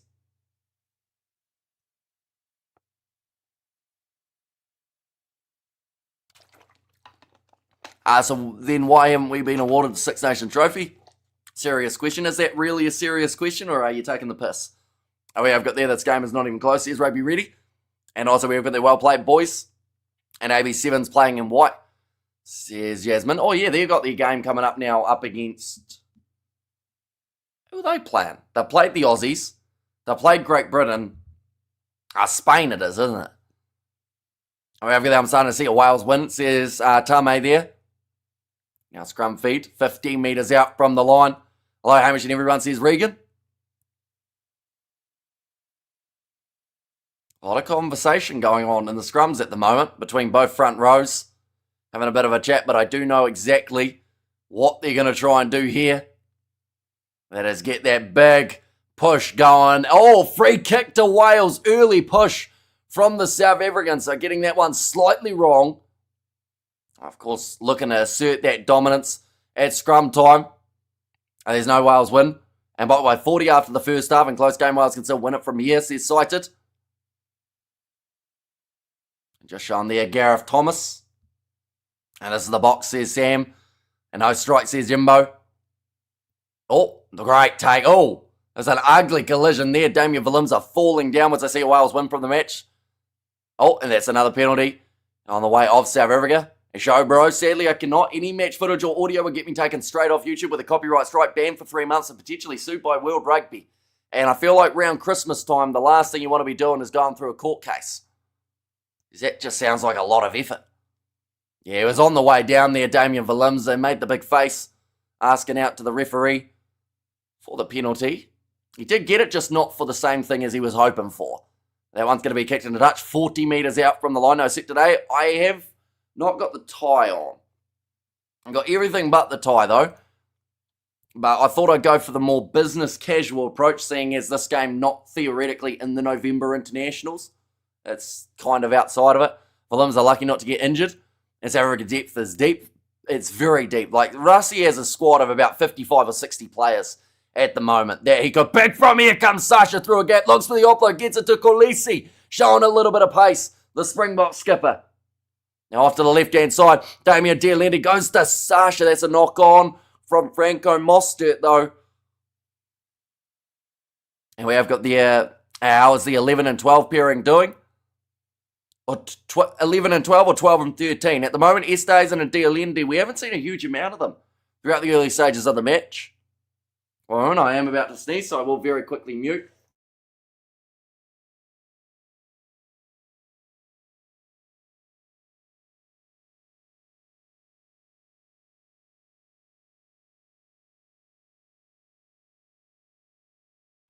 That was a big sneeze. What do you suits you better, says Joe. Noted. We got there, come on, Hamish, you lost your tie in a bet. Says Tommy, no, it's sitting right here. Still here, it's just not on. And bro is a slang for us Kiwis, use it a lot, it's a good one. Says Sam. But now, that is going to be a big scrum from the box again, but the ball comes out the back for the Welsh, sunburn sneeze. And when will you learn to make eye contact? When you take a sip, says Christopher. Now going off to the left-hand side. Kieran Hardy looking for that next gap, bless you, says Lana. And why are you still sick? I have no idea. It's hanging around a little bit. And good idea, Wales just swallow that scrum while without chewing. Now that one's going to be kicked. Put it on, put it on. I don't want to get sued. Like, it's actually, by the time I have to sort out copyright strikes and whatnot, it's actually easier if you guys are just able to find the game on like DSTV or Stan Sport or Sky Sport. We need to send you a Bok jersey. I mean, if I got sent a Bok jersey, I would wear it. That's going to be the penalty going the way of Wales. Only 20 minutes through this contest, and it is 14-0 in favour of the South Africans. We have got there, burn that tie. I like your summer look, Hamish, says Shazza. I have a feeling this is going to be a hiding for the Welsh rugby team. Crowd really starting to get behind the Welsh. Please don't show the match. As a Wales fan, I can just better hear it, not watch it. And come visit Nashville. Maybe one day I'll be able to make my way over to America. I've got a lot of world or trips, different countries that one day would be great to make. I know that South Africa is another one on the bucket list. Tame Plumtree, low tackle made on him by Franco Mostert, chopping him down. Now currently 40 metres out from the line, the Welsh chipped him behind. Blair Murray chasing after this one. Valimza, oh, that was high from Murray, and that will be the penalty. They seem to like colliding with Valimza. With South Africa number 4, it is Jean Klein. One second, we go like that. We go like that. But yeah, Jean Klein playing in the number 4 jersey. We have there, why do we bother playing the game if the size of the result is such a foregone conclusion? I mean, I think that both of these sides, if they were asked would they like to play this game, they would say yes, even if they knew who was going to win. It's all about building that depth. I mean, you're seeing guys for the Springboks once again showing what they can do. Someone like an Ethan Hooker. He's been doing very nicely. I can't wait to see the bench. I heard it's small, weak, second-rate bench. For who? For the South Africans. They're going 7-1. Setting ourselves up for embarrassment talking so big, says Rian. We have to there put the tie around your head like an office Christmas party. Everyone would think I was drunk. And they'd be right. Now going up high nicely. No, not nicely taken by Alice Mee. He has dropped that ball. Then Sean Klein knocked it on as well. So the double knock on means that it will be a South African scrum feed. How can I contact you regarding sending you a jersey? I would say if you follow the Kiwi Lads Instagram, that's probably the best way of doing it. We do reply to all the messages on there, so anyone else who wants to follow it, 1 second, we'll get the link up. Oh, I misspelled Instagram. I don't think I've spelled a word right today when I try and type, but currently it is going to be the scrum for the South Africans. Go like that, and we'll go like that. There we go. That is the link. Anyone who does want to follow us on Instagram, be sure to do so. We reply to all the messages on there. I don't have any posts on it as of yet. But yeah, you know, if you want to talk rugby, if you want to talk random stuff, food seems to get mentioned a little bit too. Why don't you get a whiskey sponsor for the show? I think that would be a dangerous combination. Not quite a C team. I'd say B. Says Alami there. And those Welsh players are quite young. What a way to start international career, says so. And you see, there we go, says Anton. And Springboks should be called Rugby Eaters. Rugby Eaters, that's an interesting one. Like they just eat rugby. Still no post on Instagram, says Carlin. One day there will be one. And I don't know what it will be.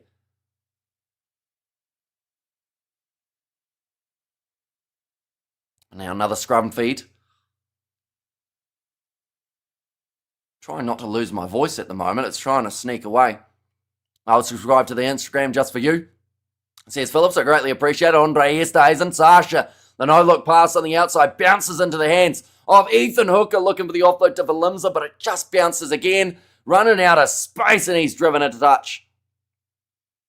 We're showing off some fancy footwork, though. Damian Valimza. Make a collection from members. Philip Bailey. And also, too many handling errors from the box. And it'll be when you and Ruth get married, says Alumi. I send you some coconut oil, says Christopher. At 12 and 13, no, they've been going all right. Like, they haven't done badly. They haven't had a huge amount of the ball. First post, your selfie in a South African rugby jersey. That one would get me in a little bit of trouble, I would think. And where is your tie today, young man? It's here. I decided I'd go for the slightly more casual look. If you lose your voice, at least you will still have your tie. Says Tame. Possession now sitting at the moment 60% in favour of the South Africans. Johan Rubela ready to throw this ball in. This one's going to be in a very good attacking position on the field. Straight into the middle. Ruan Nokia takes it nicely, starting to move in the right direction now. Oh no, it's gone down. Well defended by the Welsh. That ball may not come out there. Morne van den Berg digging for it, can't find it. And that is going to be very well defended by the Welsh. So the Boks can just play out wide and not just milk it from the scrums. I wasn't sure after the Island game. Says Naranja. And to be fair, I think it's poor form for us to speak about Wales as though they're already dead and buried. They're a proud team with a proud history. Let's try keeping that in mind, says Paul. Rassi was very confused. He was sitting there in the commentary box with his mouth wide open. So many questions about the tie. Next stream, you should go shirtless. Just wear the tie. I don't think anyone wants to see that. I think that you guys would much prefer me probably add the tie as another layer now than lose this layer. There's nothing underneath this. And the game is done deal, says Anton, but it is going to be a scrum feed again. 26 minutes flying by in this contest. Currently 14-0 down. The two tries, Gerhard Stennekamp and Ethan Hooker. The two try scorers, ball in the hand of Wainwright. Just 2 metres out from his own line. Sasha looking for the steal, couldn't get it. And no better broadcaster, says Charles in there. As in them myself, I assume. You're saying there are a few options around. There's Stan Sport, there's DSTV, there's Sky Sport. Oh, drop ball from Moody, and it does actually go into touch as well. Bit of a handling error is helping Wales get a little bit further down the field. How about a vest and a Springbok bow tie? Says Stan. I own neither of those two things. And we have got there, we can get blackout drunk now, game over, says Charles. Yeah, just dropped by Moody. And nothing's over yet, says Yanko in there. They're just showing there how quickly that ball came out to Aaron Wainwright at scrum time as well. That is the best tactic that the Welsh can have. Joey Lake throwing that ball in, nicely taken. So inside of their 22, here comes Aaron Wainwright, running it at Kolisi as he manages to break through him. And we have got the other problem with Wales is they are fat, says Cap. And good to listen to you again, Hamish, says Amanda. And it is great to have you here for the last international of the year. We are going to be covering the sevens on the channel tomorrow, and soon there is a matchup taking place that is thoroughly important in the world of sevens. South Africa versus Argentina. If South Africa win that game, they can still go through to the semi-finals. If they lose that game, going back for the original penalty for not rolling away by the sounds of it. As every time, should Hamish bring back the tie, says Tame. Oh no, penalty goes the way of South Africa, my apologies. It's actually the other way around. And thanks, Michelle, noted. Maybe we had more contributions from everyone. Hamish could order his own, says Philip. And would have been lovely to have South Africa England lineup. Yeah, I think that is the game that everyone's looking forward to in July. It's also the first match of international rugby that's taken place for the two teams as well. How full is the stadium? About 95%. It's actually a really good crowd for this matchup. Wales are afraid to compete in the air. Yeah, they haven't been too confident with their jumping throughout this one. The aerial ability of Ethan Hooker has already been shown throughout this matchup. Kanan Moody normally doesn't do too bad, although he's had a couple shaky moments out there on the field as well, but nicely taken now by Aspavesa. The box back inside of Welsh territory, about 10 metres out from the try line. Damien Dialendi plays as the halfback once again, 2 in a row. He's decided to play. This time he goes for a pick and go of his own. 5 metres out from the line. Ruan Nokia. Seems like everyone but Morne van den Berg is playing halfback. Ruan Nokia, pick and go again. Advantage going against the Welsh. This is a very good position here on the field. Sia Kolisi tries to go himself. He will be just 1 metre short. Van den Berg passes across to the right. Sasha, short pop pass. It's going to be forward. So they'll go back for the penalty. Damien Dialendi playing scrum half. What's up with all the handling errors? Yes, for the tie. Different colours and crazy ties. Says sweet there, and great commentary, says the ropes. Thank you very much. Greatly appreciate it. Offside number 12 in this case. So that is going to be against Joe Hawkins. And my money is on for South Africa minus 41.5. Yeah, it's going to be tricky to be able to compete in this game, Wales, as the match wears on. At the moment, they're actually doing pretty decently. I do have to say, like, they have been competitive in some regards, but as it wears on, that's when the fatigue will start to really set in. How do we watch live? It is on Stan Sport, DSTV, Sky Sport, all those different options. I do see at the moment, ladies and gents, we're on 245 likes. So what I'm going to say, since so many of you guys are missing the tie, I feel like 500 likes is too low. But if we can hit 500 likes by halftime, I will put the tie on for the second half. We'll go with that. But also, anyone who is new, be sure to hit that subscribe button. Go the Bok from Marcus in Saudi Arabia. And also the Boks will crush them, says Anton. Currently 30 minutes down.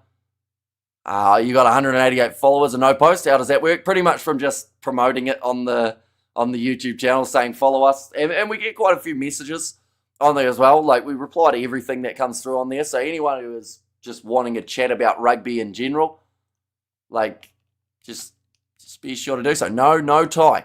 Says Shazza. I just like this, but I love this. Says NB there. I mean, he likes to get rid of clothing. That's not an option. Opposition to playing rugby. I was actually on the wing, believe it or not. Show us your shorts, please. Going in a weird direction now, guys. How's the 100 likes for underwear on your head? No chance. I'll have a look now. We're already up to... Right, that wasn't a word. That was me shouting. Already up to 339 likes. You don't want to ruin the shirt. Says Franz there. You can leave your hat on. Says Lollipop. Right, Dwayne Vermeulen running the water out onto the field. He was known as the 25th man in the side. Where's your box shirt? I don't actually own one. Well, I do own one that's kind of a box shirt, but not really. Now, big scrum again. Attempted here. 5 meters out from the line. Another scrum penalty advantage for the Springboks. Visa puts the ball down and does manage to score off of it. Are you on Discord, Hamish, or just Instagram? No, we have got a Discord server as well for the Kiwi lads. It is where I do normally schedule all the live streams, like, so that people know what's going on. But 30 minutes in, and Jasper Visa gets himself one. Someone said that they were feeling a Visa hat-trick today, and that is the first of 3. And scrum and a half. And come on, Kiwi, come on. Shorts and a shirt. Says Cloud9. I'm late, but I'm here now, says Tino 10. It is greatly appreciated you popping in, but that is another try for South Africa. That is one just before the halftime break, although still 10 minutes remain. What position did you play in rugby? I was the winger. And not a very good one, though. A link for the Discord, please, says Jimbo. How do I do that? 1 second. Create invite. That's the one that we want, isn't it? There we go. That is the link to the Kiwi Lads Discord.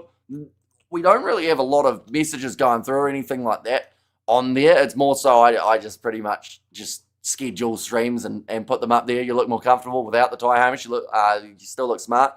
Says user in there. Yeah, it's quite nice because, to be fair, it's quite warm here at the moment. It's like probably 13 degrees Celsius, which is warm at this time of night. Come on the Bok, I called a 60-24 win for you. Says Lana. How nicely taken by Jasper Visa just inside of his 22, running it out. 32 minutes through at the moment. 3 tries to the 0. At this point in time, Monet Vandenberg told to use it. As long as you don't wear long socks with your shorts. Says Hansi, I do not. I've got just plain socks on at this stage. 40 metres out, Kieran Hardy. Ball in the hands of the Welsh nut. They've found something. What have they found? What have we found? Referees found something. Update the score. 1 moment. We shake the mouse and it should hopefully do it. There we go. Has just updated. Do you bet on rugby? Nah, no chance. You guys have seen my predictions. I'm always a mile off, so I would just literally be donating to the betting agencies. It's an early morning now. Yeah, it's 4:46 a.m. here in New Zealand, but normally at this time we're like under 10 degrees, and currently it's about 13. It's actually quite pleasant. You can leave the boots on, says Franz. How did the Blitzboks go other than beating France? They did lose badly to Fiji 28 points to 10. So now they have to win up against Argentina in 47 minutes time, or else they will be knocked out of the competition. And they can actually still theoretically be knocked out if France beat Fiji. South Africa are going to win the game. Says Warren there. We have good there on that note. I'm off. Says Jasmine. So we will see you later on. I'm sure we'll see you for the sevens tomorrow as well. We have got their loss against Fiji. No tie needed, says Desmond. There as well, but another scrum feed. This one is going to be in favour of the Welsh for a knock-on. And it's gone down, and a free kick again to the Welsh. That's about the third or fourth time that we've seen South Africa go too early. Or not so much go early, sorry, but just get that slightly wrong at the scrum. How are you doing? Only one team in the world at the moment. Springboks love you, says Jose. And thanks, Hamish. And remember to give Kiwi Lads a like, says Cloud9. And anyone who's new, be sure to hit that subscribe button. Got plenty more coming up on the channel. We're actually covering Munster versus the Stormers. That match has taken place straight after this one. I'm going for 7 forward tries today by the Springboks, says Darren. Currently, they've got themselves 2. But it is possible. Definitely if they speed up in the second half.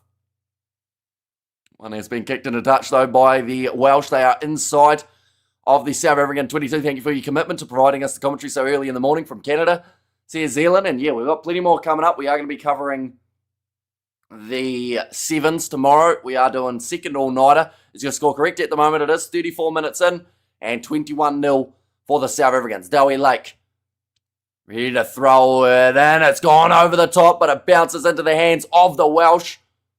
Nicely cleaned up by Dan Edwards, but over the ball. And it is Johan Robela who manages to steal it. Warm greetings and salutations from the island. Thanks for the commentary, says Kevin. And Box are playing a bit slap chip. And yeah, that was Wales' big opportunity of the half. First time that they've been inside of South Africa's 22 for quite some time.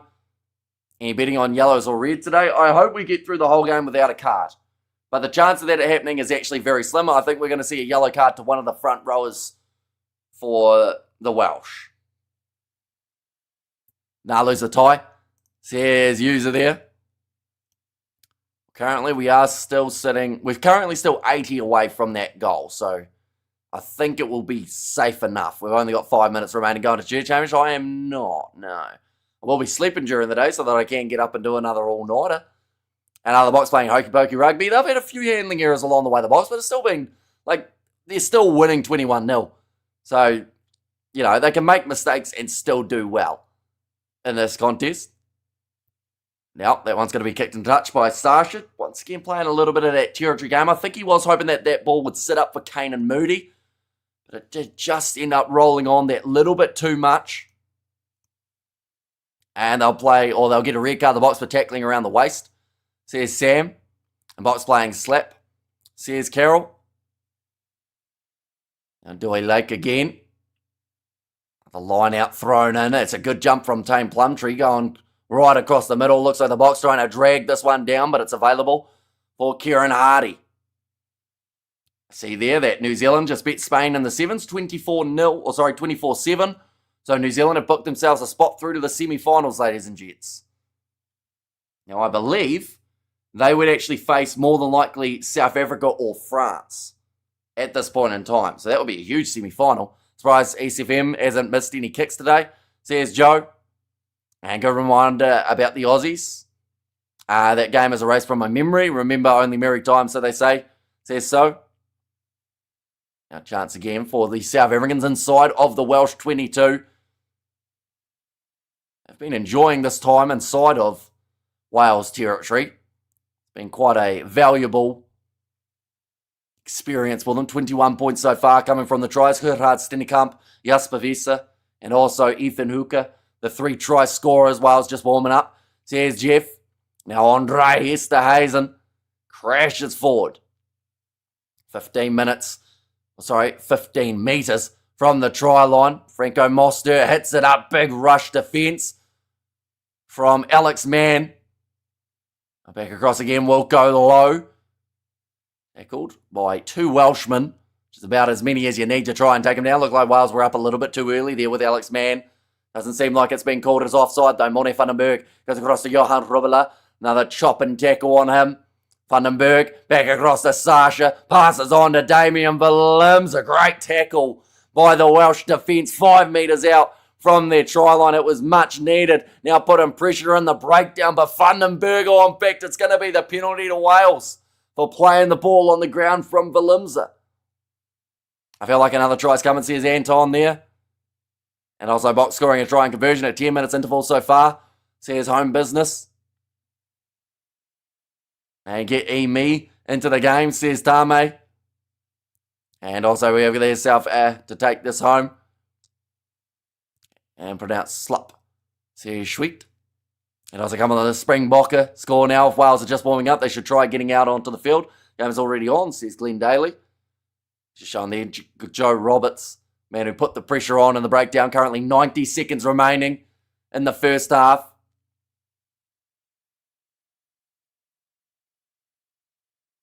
And also Sasha and Hooker will get triple tries this match, says Lindy. Okay, so we're seeing predictions for Sasha, for Hooker, and also Vesa to get hat tricks in this matchup. And Wales, a second half team, they're about to unleash the beast. Says Dane, and now rolling more for the Welsh. Rua Nokia told to get out of it. This one moving quite nicely. Now we've actually seen Jean Klein. He has got no feet on the ground at the moment. He is right over the middle of the breakdown. Or over the middle of the maul, but told not to get into it. I love you, Hamish, says Deborah. In there as well. Yeah, it's been such a hectic year. We've met so many people on these live streams as well. But you guys are the reason that these live streams are so much fun. So I should be thanking all of you for being here. Cross kick. Oh, kick down field and into touch coming off the foot of Alice Mee. Best commentary around, Damage. Thank you, says Mark. And also we have got the... also, Wales will explode in the second half, says Jeff Hay. Watching from Perth, Australia, nearly midnight. And the Aussies, I think they're almost through to the next stage. Yeah, they're beating Great Britain 10-0 in the sevens, so they will be through to the semi-finals. 21-0 now. And South Africa, I don't know if they'll go for a kick into touch here. I think they might just go for one more attack. Welsh showing great heart. This game is actually great experience for the Welsh players. They will not normally get a chance, says Mike. Now Sasha passing across. Yeah, I'll be honest, this Welsh team didn't look as bad on paper as it sounded like it was going to with all the absent players.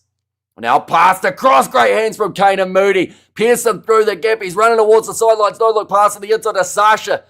We drag down 22 metres out from the line. Mone van den Berg going himself. Short ball into the hands of Rua Nokia. Now Damien Dialendi. Wales having to retreat. Being told to release it. Getting it to ground for Damien Dialendi. Van den Berg again going off to the left. Andre Esterhuizen. Oh, referee almost in the way there, but manages to dodge Mone van den Berg, who gets to 5 metres out from the line. They've gone from one end of the field to the other. There's another penalty advantage here too, so the Boks have a brilliant chance of being able to score it, but Moody doing extremely well to be able to regather that ball as he was breaking through. Speaking of breaking through, Eldrick Lowe, on back that time, Wilco Lowe. Very close, Eldrick Lowe making his return in the Bulls game, up against the Lions, fun fact. We have got there, hi Hamish, there's been a lot of negativity in the build-up to this game. What do you think? Is it warranted? Not really. I feel like negativity in general doesn't really, need to be a thing. The main thing has been that people were saying because of so many players missing, this game shouldn't happen. But it's also now a brilliant opportunity for these guys who maybe wouldn't have had much of a chance to get a bit of a run round. So, the match has been organised for a long time. I don't mind it. It's been a good game so far. 42 minutes in. 21-0 for the Boks. We have got Willem has become a member. Thank you very much. This game is not needed. It may not be needed, but I still feel like, you look through it, the side likes of a Mone van den Berg wasn't getting game time. So, opportunity for him. Ethan Hooker, big opportunity. Money talks, exactly right. It's great money for South Africa Rugby Union. It'll be great money for the players as well, I'm sure, playing in this matchup. Money for Welsh Rugby, and it's been a match organised for a very long time. So, like I said, I don't see anything really wrong with it. Why is it ladies and gentlemen and not gentlemen and ladies? Says Estelle, because you are always supposed to let a lady go through a doorway first. I don't know whether that's actually true. We have the nonsense, which is not me. No, not me, Carol. Just in general, like the media side of things for this week. Now Andre Esterhuizen, now sitting about 5 metres out from the line. Now close to the try line. This is almost going to be held up by Wales. No, just short. Morne Vandenberg goes over and gets the try right at the end of the half. That makes me quite happy because I did actually say in my preview that I was almost guaranteeing a try for Morne Vandenberg in this game. And he's now managed to get it in the 40th minute. Match was planned since 2017, 2018. Yeah, it's been a long time in the process. And we have there. Do you think there's been too much negativity? Oh, I think I answered that one for Geza, maybe. And we have got there. I think we still need to remember, as what Rossi said, it's still a cap for the younger players. No need to distract from that. Says Nicholas. Always a pleasure to be here, Hamish, in the house. Says Burst Media, but that is going over from Sasha Feinberg Zulu, and that makes the halftime score 28 points to nil. Sorry, yes, you did answer that. No worries. I guess the score was South Africa 24, Ireland 17. To win some good money. Looks like it's going to be 100-0 South Africa. What can you do? Says Craig. Test match is a test match. They're always important. And if I was a lot better at rugby, I would have been just as good as Dan Carter and 28 points in the bag. Says Limity. And what's happening in the 7th? So far, Australia are winning 19-0 in their game up against Great Britain. So it looks like it's going to be New Zealand and Australia making their way through to the next stage. So they will be through to the semis. And that big match for South Africa up against the Argentines is taking place in 35 minutes' time. And game is going to gain experience for the Welsh medical staff, fix some bodies. Says, it was there from Bruce. Oh, you didn't laugh, says Alami. And also Esterhuizen and Damien Lendi on centres. That is a whole lot of pain in the future. It's a tough one for any opposition. Go head to head with. The only time a man walks in front of a woman is when you enter a lift. Or a doorway or anything like that. There is the saying ladies first, isn't there? And as respect for Wales for not playing negatively. Yeah, they've looked alright in this game. And it's such a massive, I guess, opportunity and also eye-opener for some of these young Welsh players, knowing this is what we've got to do to try and get to that next level. No, I read that one. Unfortunately, I can't see Wales scoring a try, says Jimbo. Yeah, their big chance they kind of squandered a little bit, didn't they? Unfortunately, didn't quite get it right. A box in second gear. Tough day for the Welsh, says Burning Lash. I think you should organise by some means closest to the score comp, paying a year free membership with a $5 entry per person per game. That kind of sounds like it's like a scam, though. I don't know how we'd be able to do that without it like looking like it's a scam. Finally, a game without any silly cards, idiotic TMOs involved. Yeah, see, I do think we're still going to get probably a card at some point in the second half, more than likely for the Welsh front row, just with the amount of penalties that they have given away. Big box, second half incoming. This will get ugly, says Alami. And they might get one more chance, but they need to take it. The rest have been awesome, says Brett. And also Stan the Scam. And also we have the 91-19. It's looking good right now. Says Ruby there.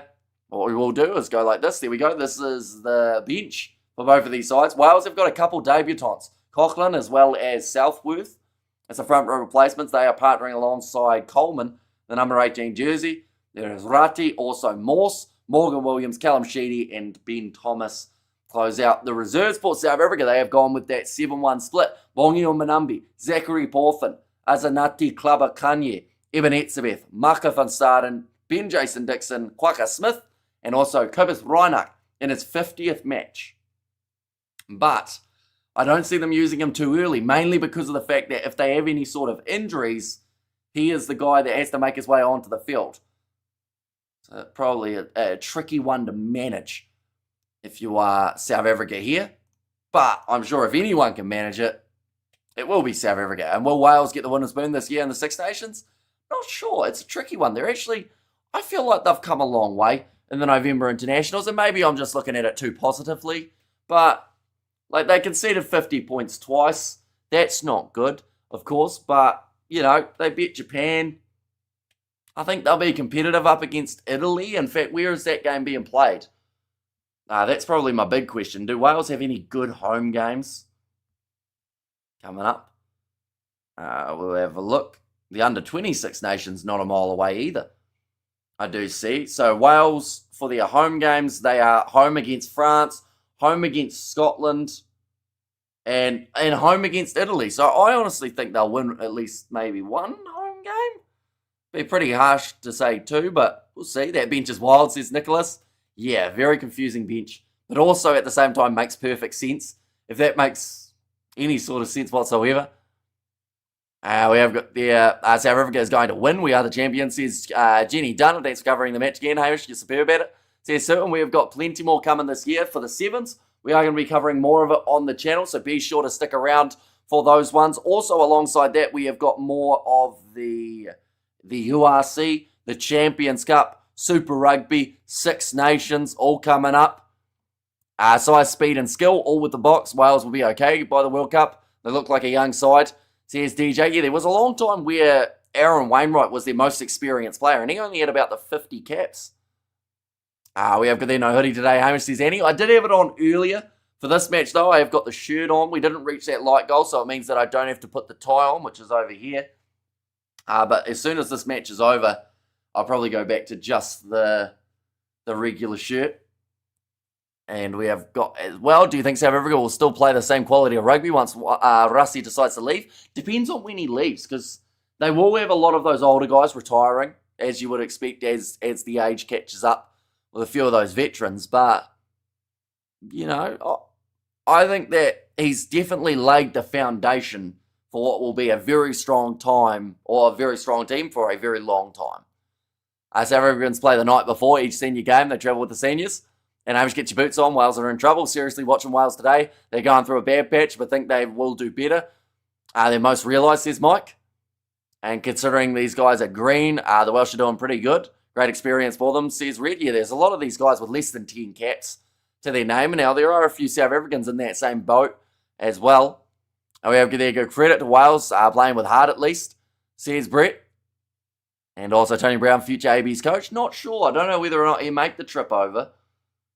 I think New Zealand would have to throw a lot of money at him.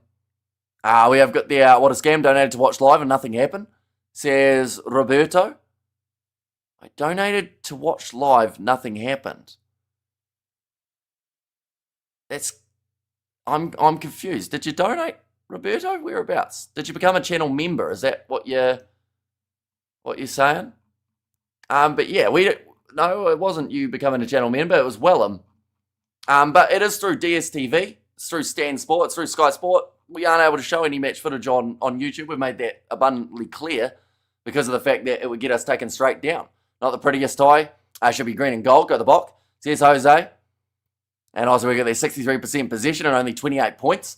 Why hasn't Sashi FM scored 3 tries yet? Isn't he the next coming of Dan Carter? I hit 50 today when 50 park runs, says Geza. And also also, we got there, maybe you thought if he donated, be able to watch the game on YouTube. Says Yanko. Yeah, that's sadly not how it works. Although, whoever you donated to, because I didn't even see it come through if you donated here. But the good news is you should be able to get a refund from YouTube if you do go through the support. So wherever you did donate, it should be fine. We got a super sticker from Sam Callow. Thank you very much. Greatly appreciated. And we have got there, I'm going to start a YouTube channel and explain how YouTube works, says Christopher. And also, we have got there, hi, says Samuel. Welcome in. Hope you're doing extremely well. And always be careful when someone asks for money, says Geza in there too. Any chance of a halftime nip slip? No, I don't think you guys can see them. It's a bit too low. So, yeah, I don't think you'll be able to see any nipples on this one. Ahoy H, saying that Welsh team didn't capitulate on the box mishap. Says 1. And under 64 should be good or not, hard to say. Like, South Africa have the potential of continuing to go forward and score a lot more tries here. But at the same time, if Wales can keep those scrums out of the game for a little bit longer, they could actually maybe keep it competitive for slightly longer. But yeah, it's definitely not easy out there. Free the nip, says Christo. You've got to become a Patreon to see Hamish's nips. So, man, Moody, has made so many errors. Guy is either slippery or sloppy or godlike. He can be great one moment and then shocking the next. Unfortunately, he just seems to go through the up and downs. But we'll see. I feel like he's still done more good in this game than bad, I would say. But, I think there are a few guys out there who have really stepped up. I'd say that, Sasha's been solid at times. He's had a couple of mistakes, but everyone has out there. We've seen some great work from Ethan Hooker. He's probably in the man of the match contention at the moment. Limbs has been solid with his defence yet again in this match. And then some great work from Jasper Wiese in that number 8 jersey. And we have got there as well. How funny is it that I'm watching this on you brought to me via the opposite side of the planet, but I'm only an hour and a half drive away from the stadium the game's played at. Yeah, the internet's a weird thing. I still find it absolutely amazing. The fact that we've got people from all around the world that see me live while moving. You guys can see exactly what I'm doing at all times. It's just crazy. But it's pretty awesome. At the same time, who's been the best player of the half? I'll probably give it to Ethan Hooker. It's right up there. Wiese has been solid too. So probably one of those two. This game is done and dusted. And at this rate, it should be 56-0, says Yanko. And Varsity Rugby is the start of continuation of an advancement for continuity of players. And Wales should kick for the Poles every chance they get. Otherwise, they might get 0. Box seem to be taking the defence serious. And Moody is a bit Gumby. Like most lanky people are. And best player so far, Hooker, Wiese or Nokia. Yeah, Nokia is a good shout too. And thank you for the coverage from Kenya, says Melissa. So yeah, greatly appreciated you being here and watching from Namibia. Says it is a Jap, is it? Is that how you say it? An amazing real-time commentary. Says France, and yeah, the second half not a mile away from starting up. There is also a game of sevens that is just about to take place, ladies and gentlemen. And that'll be the contest between Fiji and France.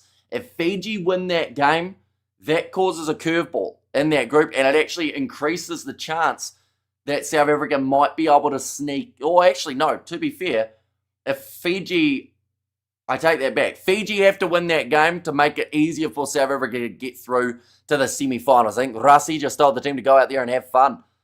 And it looks like that's what they're doing, There's been a few mistakes here and there, but still pretty decent type of performance here from the Springboks from Northern Cape and South Africa, says Corinne. And beautiful day here in Cape Town. Come visit, Hamish, says Carol. And also Bye Vibe said, I'm not watching. I'm from Northern Cape, South Africa, says Corinne. And what happened to the Kiwis? They used to be great. At the moment in the sevens, they are through to the semi-finals. They've actually had a better start to this tournament than last year, I think it was. What I'm quickly going to do, I'm going to test something out. I'm going to see whether or not the coverage of the TAB, I think it's a little bit more ahead. And while doing that, it means that I can go on Sky Sport now on my phone and have this. In fact, no, that's a lie. What we're going to do is we're going to go here. We're going to go to the sevens. We're going to click watch from live. Mega respect for them. I beg you miss me, says Tame. I'm watching from Belgium. So we've got people all around the world watching this one, which is absolutely incredible. Right. I got a split screen going. I'm very happy about it too.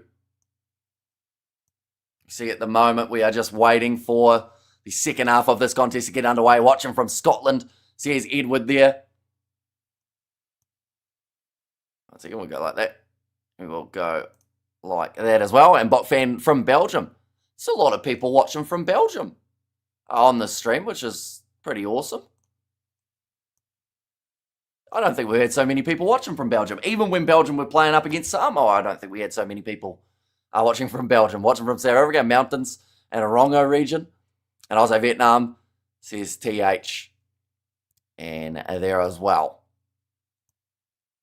And now they are just showing all of the drone shots of the Principality Stadium as the two sides run back out onto the field. I think Rassi wants the guys to polish their play.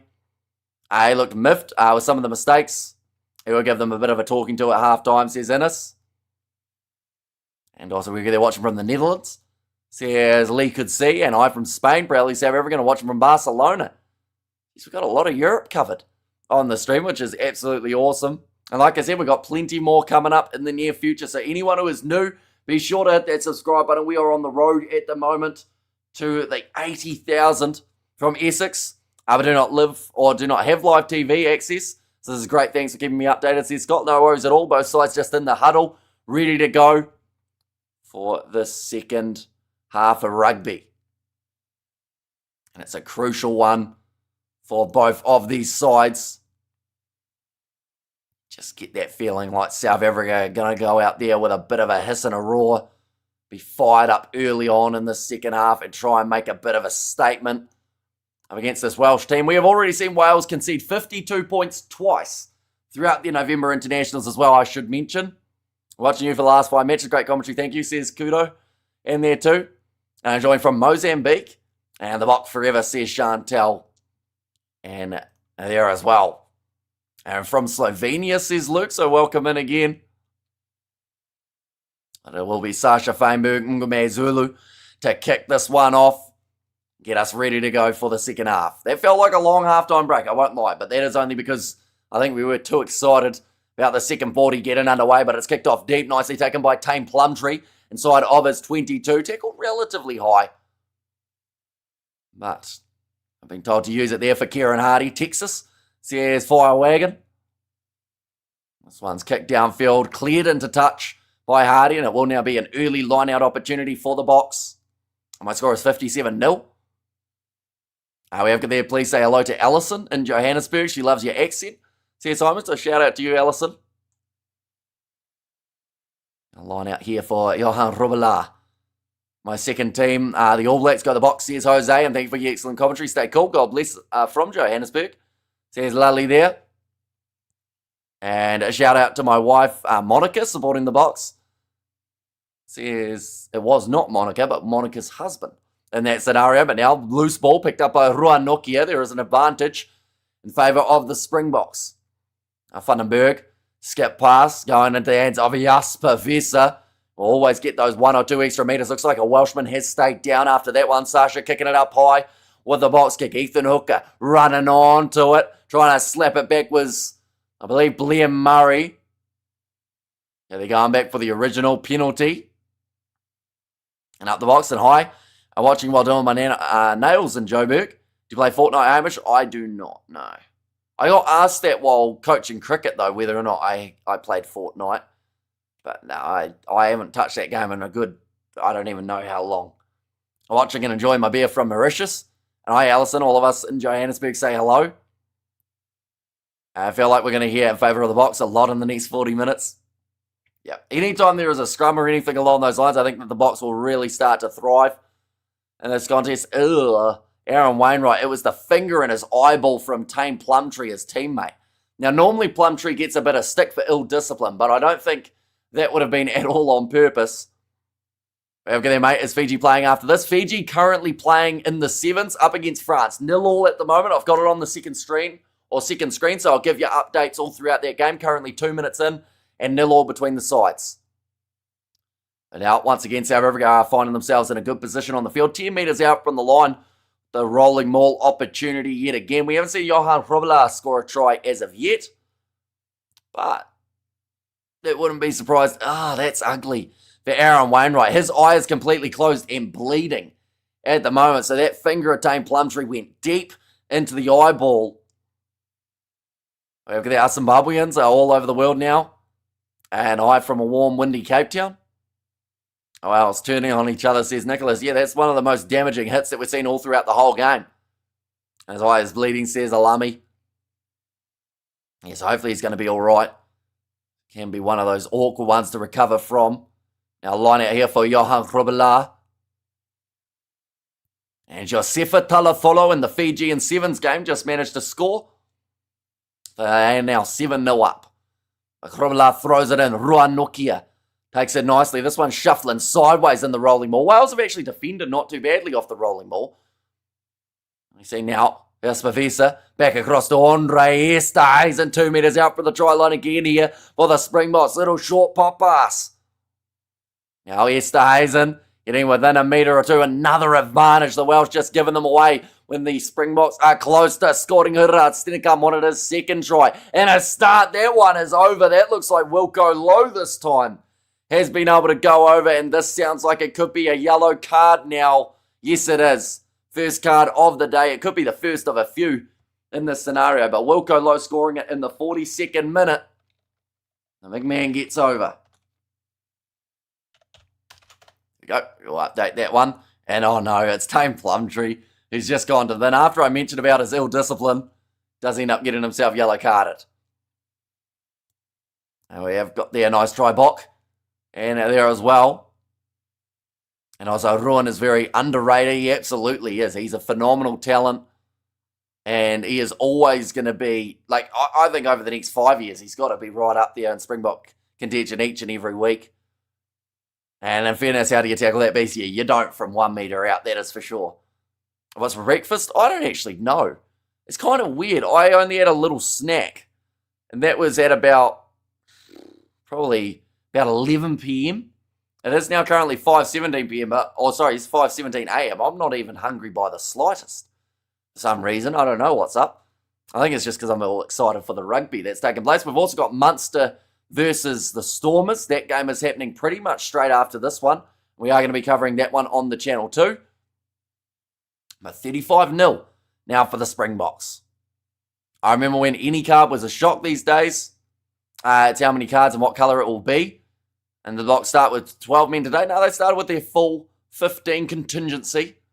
Oh, that's a good kickoff from the Welsh, almost forcing a knock-on from the South Africans. Ruan Nokia getting into the breakdown. Side entry penalty going against the Welsh again now.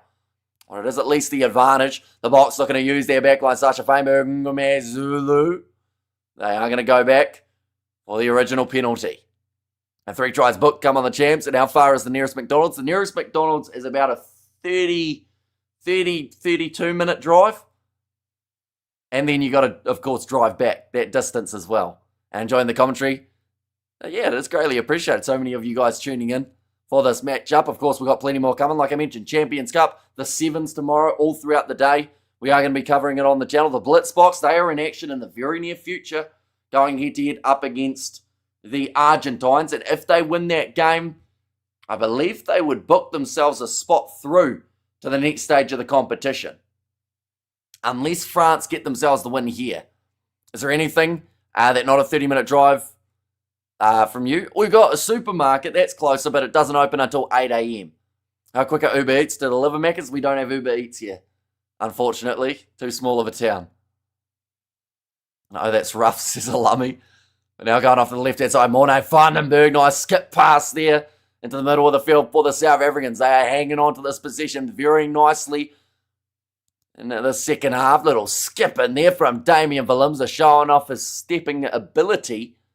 Do you see there that France just scored themselves a try in that game up against Fiji? That makes the score 7-all. Now back across to the right-hand side, Damien Delindi tackled down low.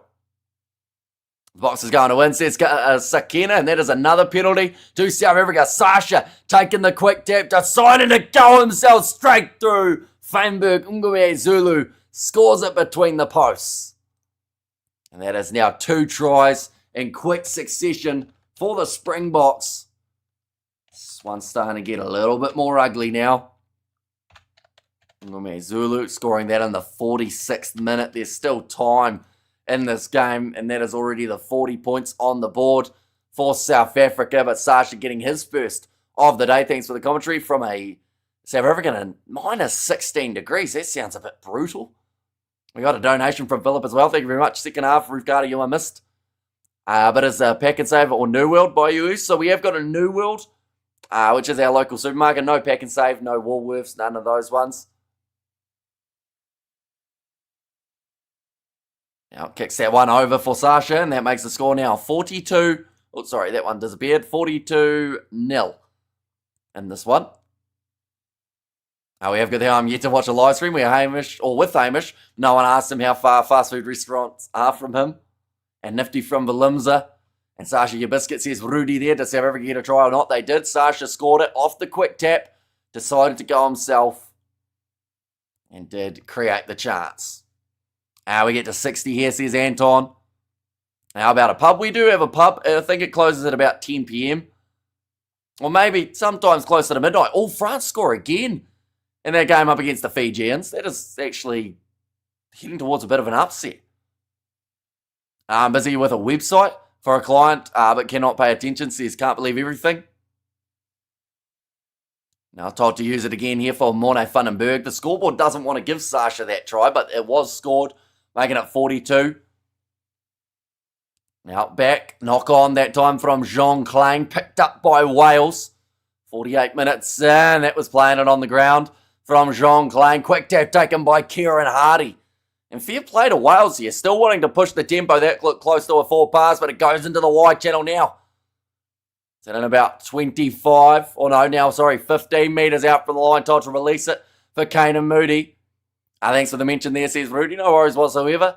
Have you ever travelled outside New Zealand? I have a few times. To Australia a couple times, and then also to Indonesia.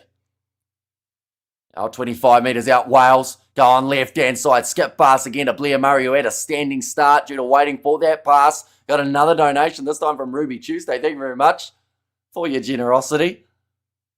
Now skip pass. Wales, loose ball. Dropped by Moody. Looked like a knock-on, but they've said it just come off his foot. So he will end up winning this foot race, Moody. Grubbers it forward and scores the try. But they will check it. I want to say first initial reaction was maybe he got a fingertip to it when he was trying to grubber that one forward. And we have their loving your commentary over here on the English channel, Only Super Sport. And here we are here for South African games involving the Springboks and the URC matches. We're here for the Blitz box as well, the Sevens. That is coming up in the near future. South Africa just about to play up against none other than Argentina. Side that are coming off a big loss to the French. We have got their... but it is not the same, Hamish. Says Casper. They're checking the grounding. Moody has grounded it. But I thought it was the initial knock-on that they may want to look for, whether or not there was the chance of it. Indonesia. Interesting what took you there was an aeroplane. Ha ha ha ha. No, just a family holiday. Went to Bali. An interesting experience. I have to say, our Wales have them right where they want them. Right, they're checking there again to see whether or not Moody does knock it on. Okay, so he has dropped that ball onto his foot and then kicked it forward. Are you doing a live for the World Cup draw? We certainly are. It will be taking place at 11 a.m. South African time on the 3rd of December. Have you been to Fiji? I haven't. My family went to Fiji, but I sadly couldn't go because of how busy we were with streaming. This was a few years ago. I do regret it a little bit not going, but it was just such a hectic time on the streaming side of things that I wasn't going to be able to do both, so I ended up staying and streaming. As well as on the ground playing, or did. No, they're going all right. Right, I think they're going to rule this as backwards off Moody's foot, so then he's able to kick it forward, and that is the try to Caden Moody. We'll add him on to the try scorers list, which is getting a mile long at the moment. No one scored themselves a double yet, though. All the tries being scored by different people, but that is now 49-0 in favour of the South Africans. Looks like the bench is about to be emptied here by the Welsh. What's the score then? The score is 49-0 in favour of South Africa. Please, we're the tie for the World Cup draw. You must look official, says Tame. I might keep the energy, says Fraser in there. And yeah, we've still got another game just around the corner. Munster going head-to-head with the Stormers.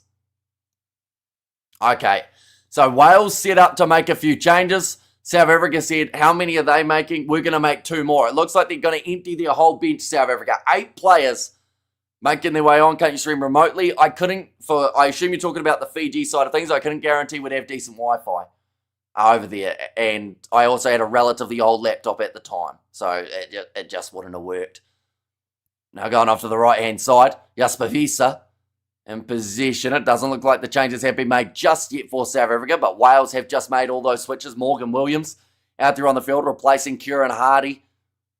One of the, I'd say, bigger changes that have been made. Also, a couple of debutants making their way on to the field as well. Now all rushed defence there from the box. Mexico is looking for a coach, Hamish. Well, I will be terrible at coaching. I can tell you that right now. Sia Corlisi Now moving forward once more. Now a little kick attempted in behind, and it's a nice mark by Blair Murray. And Wales can still win this match. And to those asking about the scoreboard, I think it is from a website Amish doesn't control. I forget which one. I've seen it before. I'm shocked how the USA climbed so high in the rankings. Yeah, they're about that kind of midway between 20 and 15, aren't they? I just see France scored another try here, ladies and gentlemen. Which does mean, the way that it sits, Fiji winning 2 games could end up losing their qualification for the semis if South Africa were able to beat Argentina by a big margin. Poor Wales, their supporters didn't even show up at the stadium. They did. It's about 95% sold out for this matchup. They've actually had an incredible crowd. They've actually been extremely loud throughout the match as well. And 97 is the biggest box score against Wales. Let's beat it. 97 is the... Oh, see, I don't know if they'll quite get there. I think that 70 is definitely on the cards. That one's going to be kicked into touch by the Welsh. They've got themselves a line out, and now we see 8 players making their way on the field all at the same time. Oh, someone almost tripped over the other. That's the confusion. Right, Sia Corlisi, he has made his way off. Who else is going? I see Kobus Reinach is on. Zachary Boyle. Everyone on that whole bench is on. It's just a question of who has come off for these players. If the NZRU offered you a job with the ABs, would you take it, but you have to give up this channel? I don't know. It depends on what the job was. I feel like it would have to be a pretty good one, I would say. Like, I'm pretty happy doing the channel rather than any sort of professional stuff, if that makes sense. But now, running forward here, Wales in position, 25 metres out from the line. Morgan Williams popping it in behind. Can they score? No, they can't, not with a pass like that. As it goes behind the Welsh back line, does go into touch. Tell you what, this is intriguing, ladies and gents, in the 7 side of things, because France have scored again up against Fiji, which means that South Africa may only have to win that game by about 10 points to be able to go through to the next stage. Watch the highlights on YouTube later. Says Simbongile. Now another line-out throw here. This time Bongi Umbanambi. We see Jean Klein is on the field, or off the field, sorry, for Eben Etzebeth. Yeah, some very brilliant players to make their way off of the park. And some very strong ones making their way on too. Avisa still in the pitch, with my hat-trick all dead in the water. I'm not actually too sure if Avisa's out there at the moment. I'm looking around. I see Ruan Nokia, he is still on there. It looked like Franco Most, was it? No, maybe not. I know that they made quite a few changes in that loose forward trio. And 3 tries in the second half already, says Giza. Yeah, they started with a hiss and a roar. In this one, the Springboks kicked high. This one's going sideways. Ethan Hooker looking to get underneath it. Doesn't quite do it. Now picked up by Blair Murray. Going for the chip in behind. He's waiting for the bounce of the ball. It's nicely taken by Valimza, who once again has been solid in defence. Ethan Hooker flying down the wing. Numbers on the inside. Passes it off to Ruan Nokia. Doesn't quite have the pace that he was after. Now there is an advantage for the South Africans once more. They are 22 metres out from the line. Kobus Reinach in his 50th test match. Trying to get the steal on the breakdown, Wales, but while they are under penalty advantage, they are susceptible to a counter-attack. Here comes Andre Esterhuizen, and he scores the try. Still no one with a double here for the South Africans, but Esterhuizen goes over for the 50 points for the South Africans. Esterhuizen, there we go. He has scored the try in the 53rd minute. I saw someone ask what my prediction was. My original prediction that I gave on the video, on my preview, was 64-12, and I thought I was being harsh. Perhaps I was being harsh to the Springboks with a score prediction. Oh, hang on, TMO check. This is the first time in this match that we've had to deal with a TMO. And Dan's still up with the clock. I said 60 for the box. There's Anton there. I'm an ex-provincial hooker from South Africa. Wish I was on the park, says Fraser. Right, they're going to be checking this one upstairs now.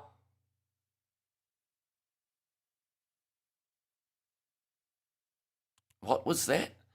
He's going to show a shoulder to the head by 8 I don't know if he said red or he was saying for the Springboks. It's either Jasper Wiese or Aaron Wainwright. Okay, I think it's against Aaron Wainwright. So the try will still stay. Oh, that's not a lot. And that contact with Sasha, I think that's probably a penalty max situation. There's an arm wrap. There is a bit of contact to the head. I don't see this as anything more than a yellow. He is probably upright. They're probably going to give it as a yellow. I just wanted a game without any tries, and we're not going to get it. We have got the 80-0 full time, says Ty Trini Queen. Now, it is going to be Aaron Wainwright going to the bin. Fiji versus France, still taking place in the sevens too, ladies and gentlemen. If Fiji score again, South Africa cannot qualify for the next stage of the competition. But if Fiji don't score, South Africa still have a chance. And the Fijians are passing it out wide with 13 seconds remaining. Anyone who hates sevens, I apologise for the update, but this is quite crucial for the blitz box, the South African sevens side, depending on what happens in this next 10 seconds. But Aaron Wainwright, he has made his way off the field, so he will not be on the field for the next 10 minutes in this contest. Fiji still close to scoring. Ball comes out the side, right. France, oh no, another penalty goes to Fiji. Never mind, I thought they were about to kick it into touch. This is going to be a chance from the sideline for Sasha to add the additional 2. He is sitting 7 from 7 today, and that is now going to make it 7 from 8. He has missed that one away to the side. Fiji do score. South Africa knocked out of the semi-finals.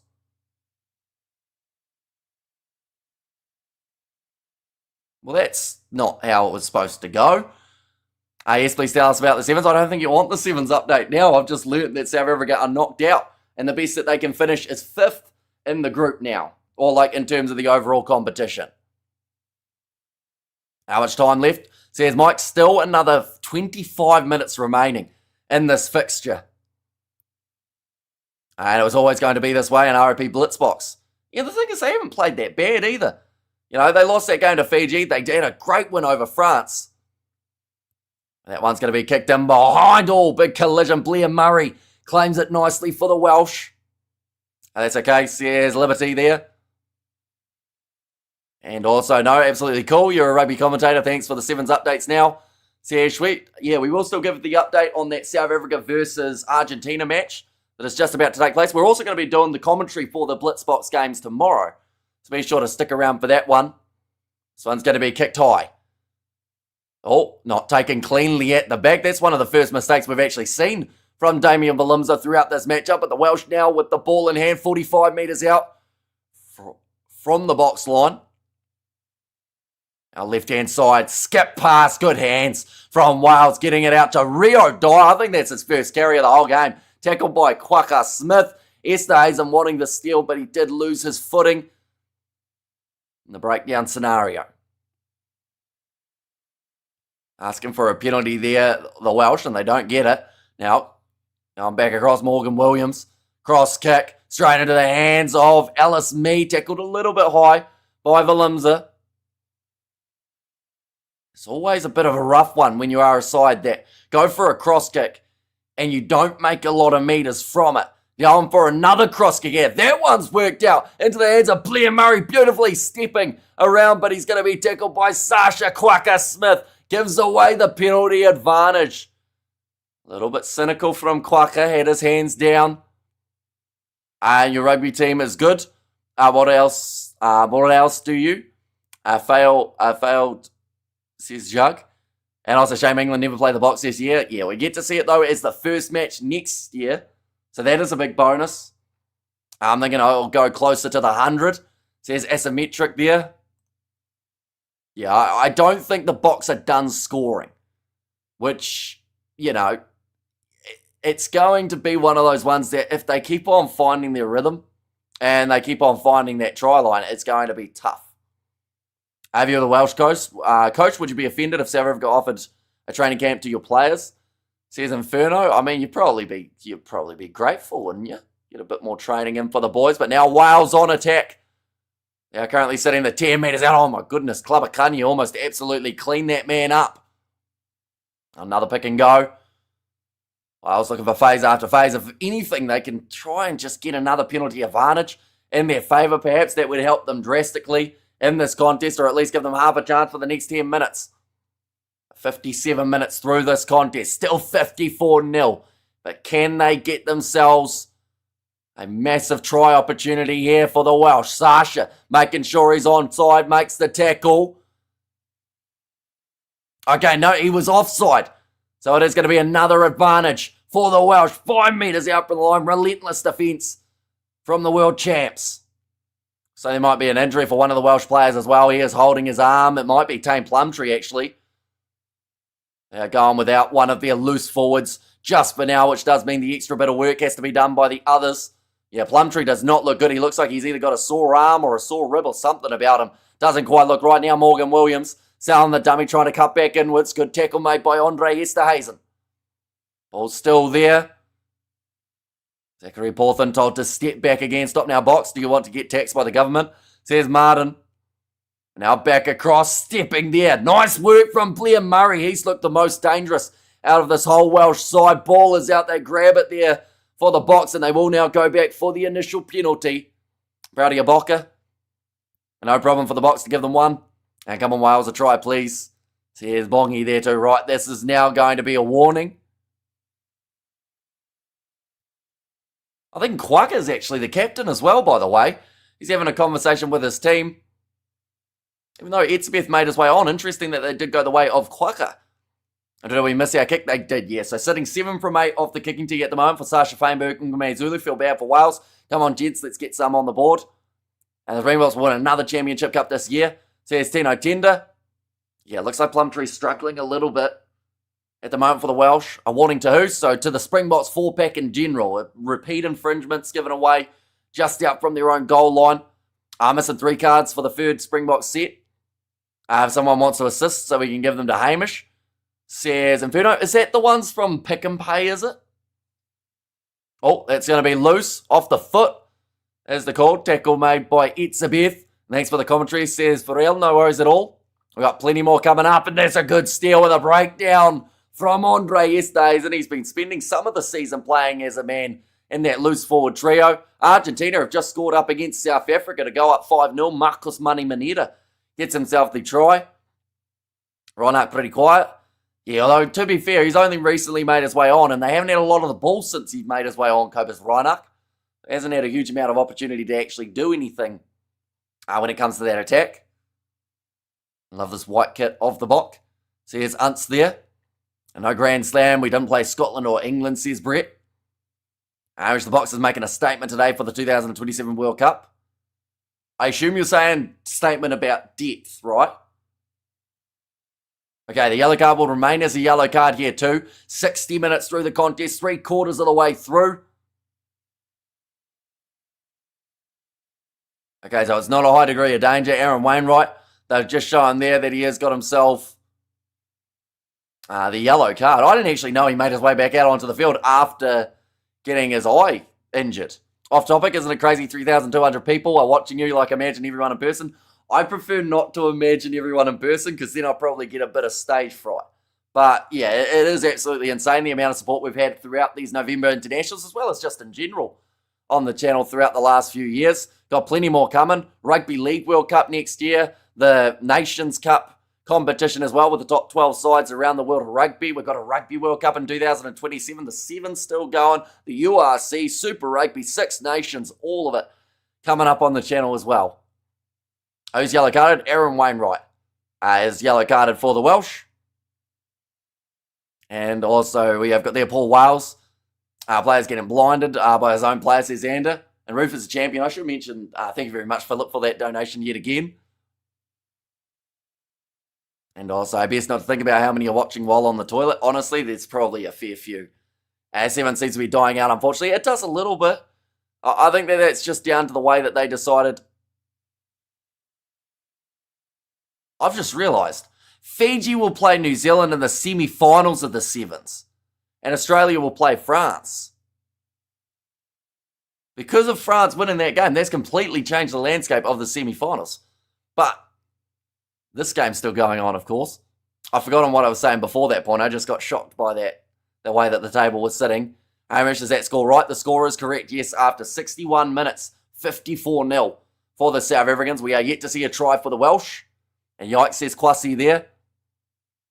And it wasn't for their loss to England this year. This would have been their worst beating. Says Big Rig. And Fiji better play, or better well prep themselves. Yeah, that's going to be a very intriguing game, the way that it sits live at this point in time. And I don't think they can actually change those two semi-finals. They are locked and loaded. But that is going to be another penalty going the way of South Africa at scrum time. As you know, quarterfinals, not anymore. So they used to have the 12 teams. This year, they've cut it down to 8, which means that we lost sides like Kenya, like Samoa, and all those sides. And it does mean that, yeah, no quarterfinals, which means South Africa are out at this point in time, which is a shame because they've actually played some decent rugby sevens. But it's a brutal format. It's a brutal one with only the 8 teams. It means that you do get knocked out pretty quickly if you do drop a game. But yeah, we'll wait to see who finishes last in this group and who finishes third. One will play Spain, one will play Great Britain. As a Masco on the field, says Eugene. And also we have got the... we lost Ireland as their sevens team no longer exists. Yeah, massive shame. But because of the way that they changed the format, I wouldn't be surprised if a few other sides also do go down that same track. Deborah said, Hamish, awesome commentary, mate. Thank you very much.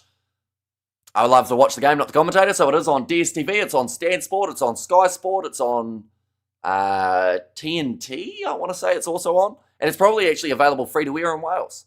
Hamish, you need a Springbok tie, says Red Fox. And also a donation from Jimbo. The Euro's coming out in this one. And great season for the Box. On to the URC. Thank you very much, Jimbo. Greatly appreciated for your generosity. Yeah, Munster versus Stormers. If this match wasn't big enough, like, I feel like Munster Stormers could be an absolutely incredible game between the two sides. As Arati, he will make his way onto the field. That is for Coleman, who's actually coming off due to an injury. Bit of a shame for him, seeing as he only recently made his way on.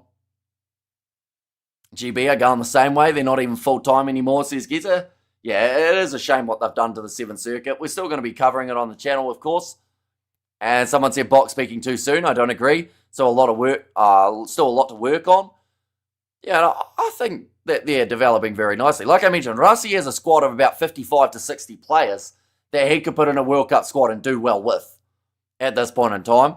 All South Africa getting close now. 10 metres out from the try line. Going off to the left-hand side, moving this one nicely. At the moment, we have had no one score 2 tries in this contest. A whole heap of people have scored themselves the 1. Wonder if we're going to see someone get a double up here. It's going to be Sasha, who does score the try. Bouncing loose ball. He does score it. Taunts the crowd as well. And now he gets himself the try in the 62nd minute of this contest. We go like this, 62. We go like that as well. There we go. And South Africa peak too soon is the message. Which squad are you talking about? Says Andre. Yeah, I don't think they're peaking too soon. I think that they're just consistently playing well. I made mac and cheese with Hamish in my ear. Tastes so good. Made mac and cheese. That was an interesting way of wording it. But yeah, hopefully your mac and cheese is ideal. I do quite like me a mac and cheese every once in a while. This game is Rusty's Rugby World Cup 2027 shot across the bow. Says Ruby. And also Sasha is the best.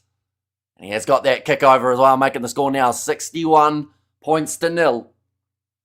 Favour of the Box. Tony Brown has really brought amazing flair to the game. Kiwi influence is apparent, says Nicholas. And beating the worst isn't really something to boast about, says Flash TV. And great season for the Box. Yeah, only having the 2 losses throughout the whole year. 1 to New Zealand, 1 to Australia throughout that Rugby Championship. But perfect in the November internationals. Perfect throughout July. And also the Rugby Championship going back in the trophy cabinet for the Springboks too. So, yeah, I don't think they could have done much more. I listened to Hamish exclusively from my rooftop hot tub in Taipei, says Christopher. That's very fancy. And thank you very much for your generosity. An NT. What is an NT? I'm trying to think of what currency that would be. I'm not 100% sure. And Sasha's the greatest rugby player ever. Why wasn't I built like him? Another try for the Box, says Brett. You're currently in the position of the Welsh. That can change very quickly. looking to use this back line moving away to the side. They just need one try in this match, I think, to give them some sort of confidence. Still 15 minutes, though. That's a long time. What is this? 15 of the tournament business? No South Africa candidate in any position. Wait, 15 of the tournament. South Africa had 6 players in the dream team for World Rugby. But now another knock-on advantage here for the Welsh. But it was Oxenshire, Malcolm Marks. We saw Thomas de Toy, Sasha Feinberg, Ngume Zulu, Cheslin Colby, and then also Peter Steph de Toy. New Taiwan dollar, says Big Rig. I have no idea what the exchange rate is on a new Taiwan dollar, I should say. Springboks should make it fair and take 5 players off, says Giants. Now line out throw here for Bongi Umbanambi. The result does seem apparent at the moment. Yeah, the World Rugby Dream Team, I don't mean that. They just showed a QR code to vote for the 15 of the Nations series. Says Young Co. I'd assume that you'd be able to select Springboks then. You can retire, Hamish, says Ruby. I think I'm a pretty far way away from retirement at the stage. I like this guy, says Kevin. Do appreciate that. We are back plenty of hours throughout a weekend. So anytime you're watching a game of rugby and you're wondering, is anyone covering it? We are probably doing it on the channel. Now moving forward for the Boks. Are inside of their own half. Seems at the moment we've hit a little bit of a repetitive stage of South Africa get the ball and South Africa score tries. Are your thoughts on the Mini World Cup? Good, bad for the game and players? I think it does take away from the World Cup a little bit, but at the same time, I guess it's another competition. It's another trophy possible to win for the sides. Oh, loose ball picked up by Wales. Oh no, they've dropped that one. They're going to go back for the scrum. Thanks you're doing a great job covering this game. Thank you very much, Anton. And sorry I missed a bit. Is Eben on the pitch? He is indeed. I made his way on for Jean Klein. Any sign of life from the Welsh? Not a massive amount, unfortunately. They are struggling. It would be nice to say, nope, they're coming back. Nah, not really. They might get one try, though. That would be impressive. We have there. We'd be so proud if our government could also do their best, like our bockies, says Jade. And also we have got there goes my 250 Rand, says Casper. Visits to opposition 22. 13 visits for the South Africans. The whole nuke squad is on the field. Yeah, they all came on at the exact same time. 8 players making their way on. Wales made about 3 or 4 changes at the same time, which seemed quite a few. There's going to be another advantage now in favour of the Boks. On left-hand side, big fin from Damien Dialendi. Quick hands from Moody. Limsa to the corner, but they go back for the forward pass. What's Wales' a record home loss, Hamish? Not sure, but they did lose 68 points to about 14 up against England. I don't think that's a record home, though. Nobody can beat the Springboks, says Deborah. I blame your distracting commentary, Hamish, says Big Rig. It's a good finish from Valimsey. Managed to stay in the field of play. Hamish, excellent commentary, says Fraser. Thank you very much. You are as built like you as will become what you do. Was that a sentence? That was pretty tough to read, that one. And Bomb Squad says Winston. Now, ball's out. Reinach crossed to Bongi Umbanambi. Did see earlier on someone asked whether or not he was playing, and I realised that I read it in my head but didn't actually read it out loud. But yes, he is in there now. Back across right-hand side. Another chance here. Big collision there. Has to be close. I think he's going to be just short in this scenario. We are the strongest rugby team ever, says Jenny. Done short side. That will be the try. Who is it? That's Ruan Nokia, who does pop up with the ball. Thoroughly deserves a try. That man has been absolutely everywhere throughout the match. But that was one of the longer periods in this whole game that the Springboks have not scored a try for. Took about 15 minutes in between tries that time. But it's still... Oh, no, actually, never mind, because Sasha actually scored in the 62nd, didn't he? So it only took 6 minutes. Forget I said that. We have got there. Are you going to take a good nap after this? I am not. I'm actually going to be powering through. We've got Munster versus the Stormers in the URC. That game is going to be taking place in 40 minutes' time. So I am going to be covering that one on the channel. And then alongside that, game after, luckily, I don't think I'm going to be doing that one between the Sharks and Connacht. Instead, I am just going to be watching it while scheduling my future live streams, getting them all sorted, ready for tomorrow. Looks like some of the people commenting are smoking meth. Says Nellius. That kick has gone over. And that makes the score now 60. Wait, did it go over? Or did he miss that one, Sash? He may have missed that one. 66 points to 0. Hamish, which team is stronger, 2015 All Blacks or this generation of Springboks? I would rather not answer that question because there's no right answer. And it honestly just starts a massive fight. And shout out to Maria Ferreira. Our team is winning. And also we have got the who can win the Bok.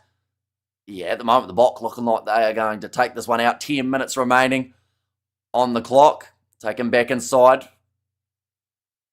by the Springboks. That's an ugly landing for Kane and Moody. A little step coming in from the Welsh. That time it would have been Joe Roberts. We haven't seen a huge amount of him throughout this game. Now backline movement for the Welsh. Yeah, times they've looked alright. It's just South Africa have defended too well in this contest. It's probably their downside. Oh, Quagga Smith over the ball, rips it away, and gets another turnover for his side. This one will not influence the world rankings. Yeah, it doesn't change anything. South Africa will still be number 1. I've got there now all that has to happen for my prediction come true is for Wales to kick a penalty over. You see, I still need 2 more Welsh tries for my prediction to be close to correct. I did go 64-12. Oh, that one's not finding touch for the South Africans. I think trying to get a few too many meters on that one for Sasha Feinberg and Gomez early. But again, South Africa onto the ball. Have they got another turnover? Referee says yes, they do.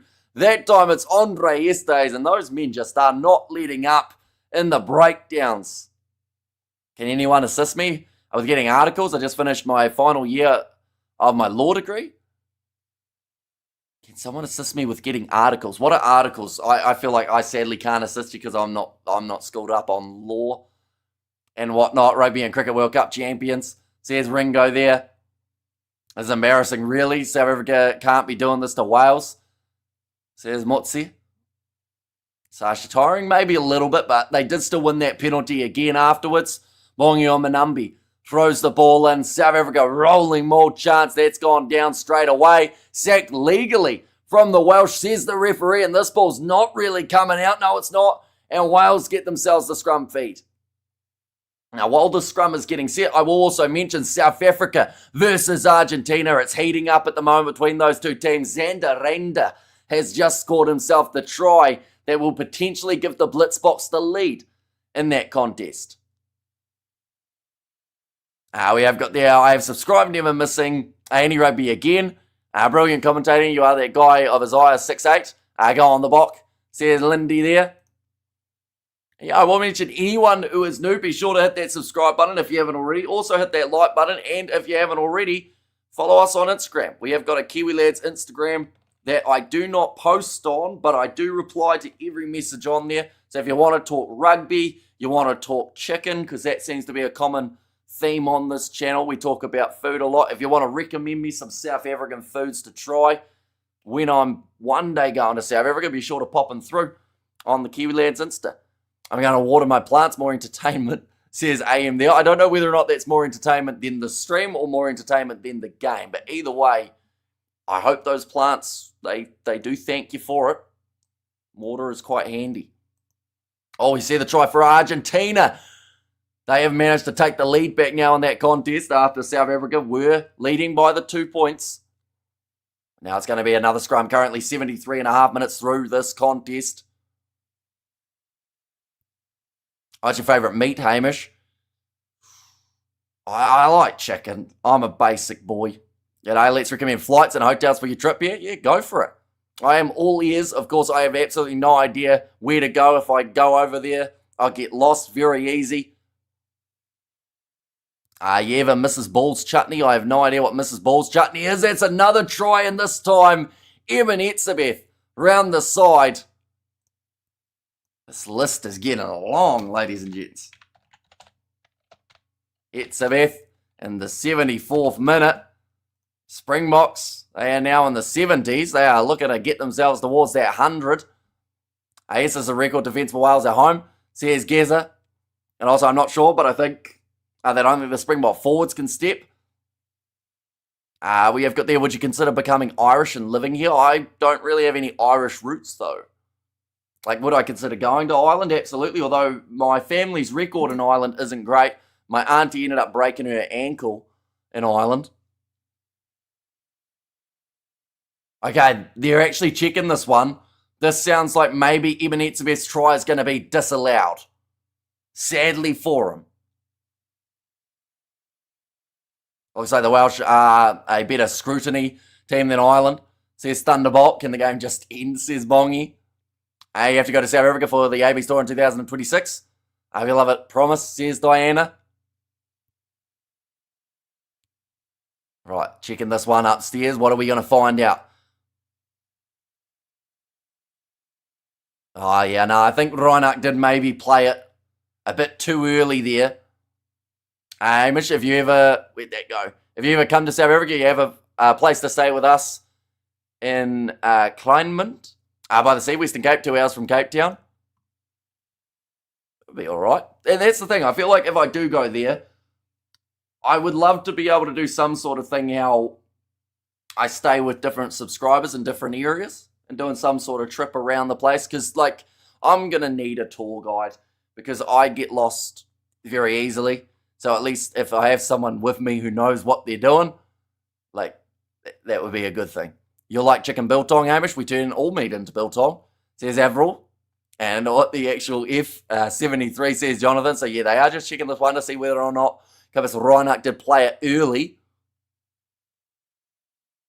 Actually looked like a knock-on initially from Wales anyway. So he's tackled the player. This might be all right. That kind of looked like another knock-on afterwards. I think there were about 3 knock-ons from both sides.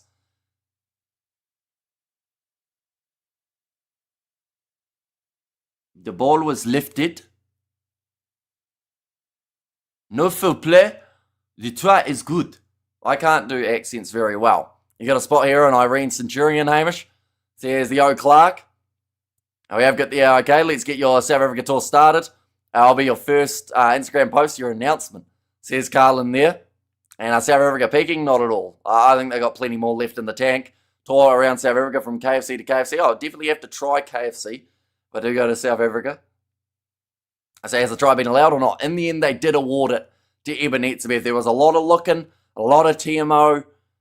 And Sasha has missed this one away to the side. 73 points to 0. So the group is just also finished between Argentina and South Africa. Argentina winning that game, which does mean that South Africa will face Great Britain and Argentina will play Spain in the 5th place playoff matches. You really should make a list for when you get to Cape Town. We'd love to host you, says Monique. Yeah, I'd have to go for a decent while, like at least a month or 2 probably, just to really experience a decent amount. Oh, kicking this one from inside of his own 22. Wales putting it into touch. When Hamish comes to South Africa, let's make sure he visits our local school rugby matches, especially the derby games. I think they're going to fall off a cliff. Wales have taken it out of them, says Jonathan. And got to have a real barbecue in South Africa, says Goose. That would be a fun series, going to different places and having a braai. Rating it on a scale of 1 to 10. I'd have to give everything a 10 though, because or else I'll probably get like kicked out. But it could be a series of some sort. Between the bigger teams, what's the largest score record? I think someone mentioned that this is the largest loss for Wales in Wales, maybe. Oh, pass it across. That's a drop ball from Sasha Feinberg. Ngome Zulu kick downfield from Wales. It's going to be an advantage. It almost turns into a 50-22. In fact, the ball's still in the field of play. Oh, and missing that ball, well shepherded from Damian Valimza. And we have got there, when in Cape Town, you have to have a Gatsby. And no, not the show. Yeah, I've heard some good things about this type of sandwich thing, isn't it? Roof's got a spot for you to lay your head, Hamish. We'll get Sia to show you around, says Carlin. Yeah, that's some great skill from Alice Me to actually keep that ball in the field of play initially.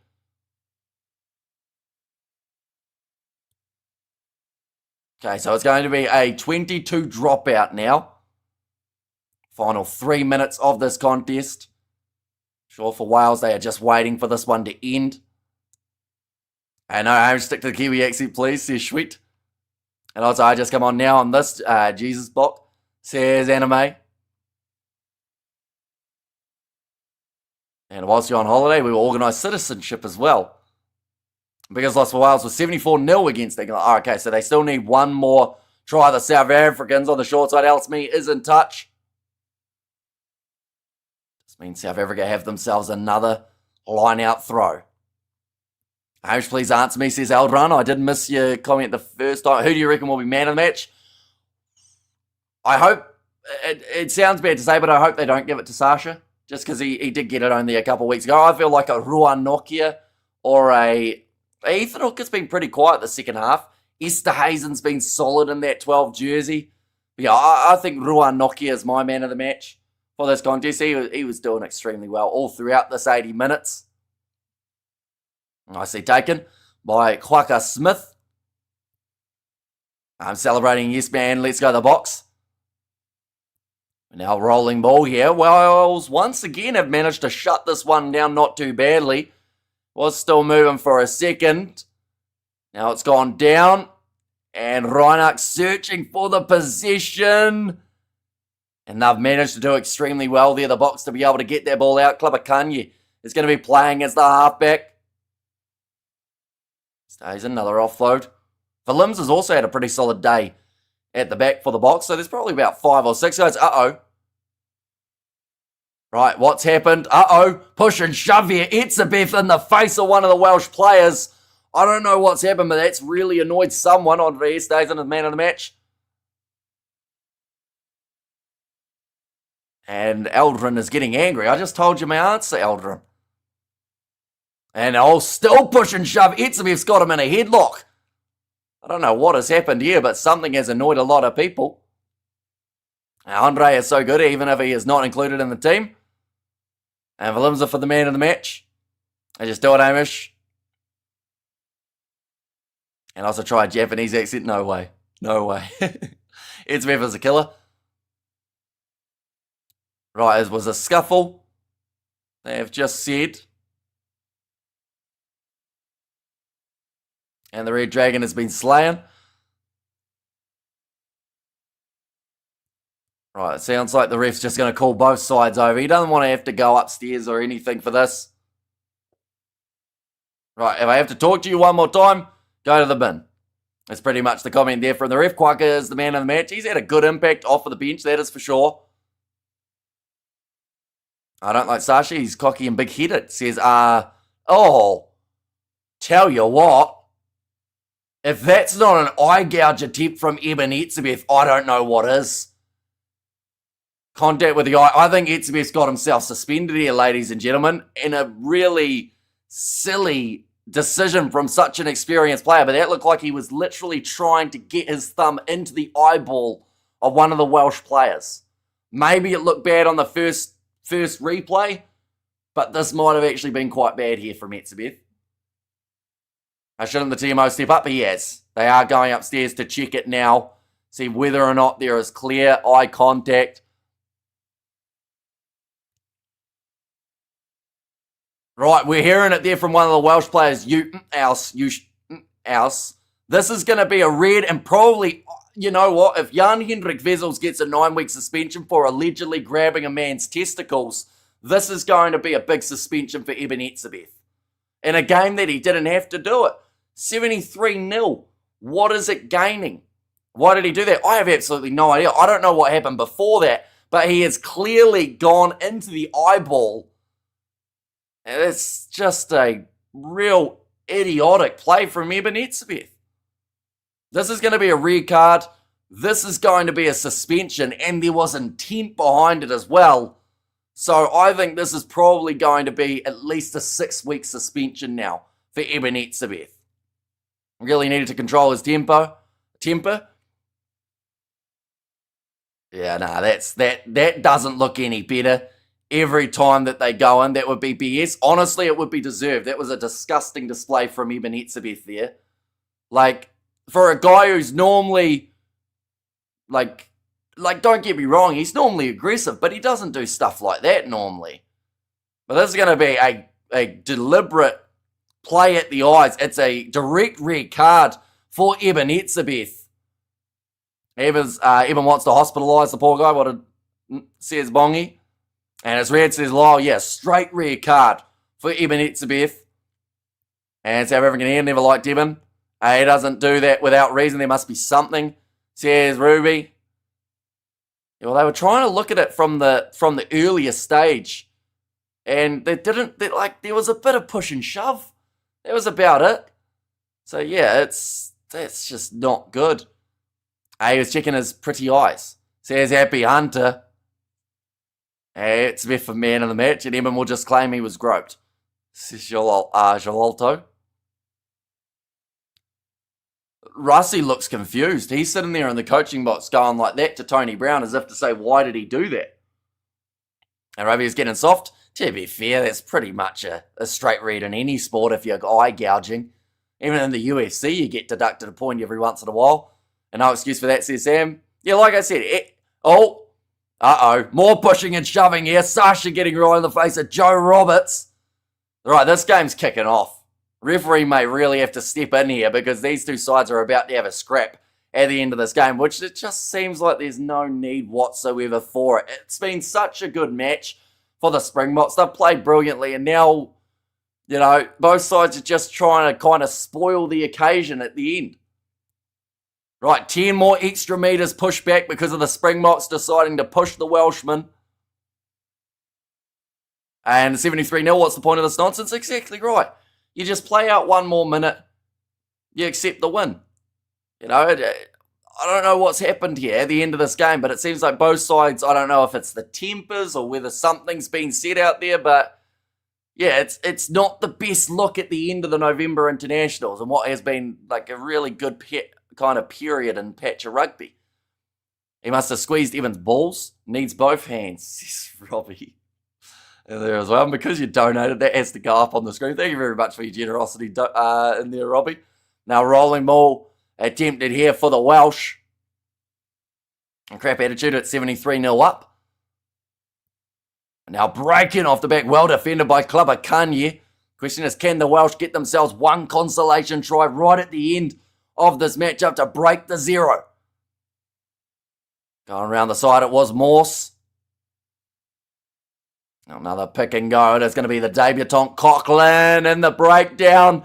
Have they got the steal here, South Africa? It looks like it would be pretty close. Reinhardt rips it away, boots it out, and that is going to make it the end score 73 points to 0. So that is a statement victory from the South Africans. But the question is, what's going to happen? Evan was provoked. What provoked him, though? I saw the push and shove, but yeah. Like, even if you're provoked, right, it just seems like, you see him grab the collar, you see him do that. What's people talking to Evan? Or why is people talking to Evan, says Donovan. And also needs both hands.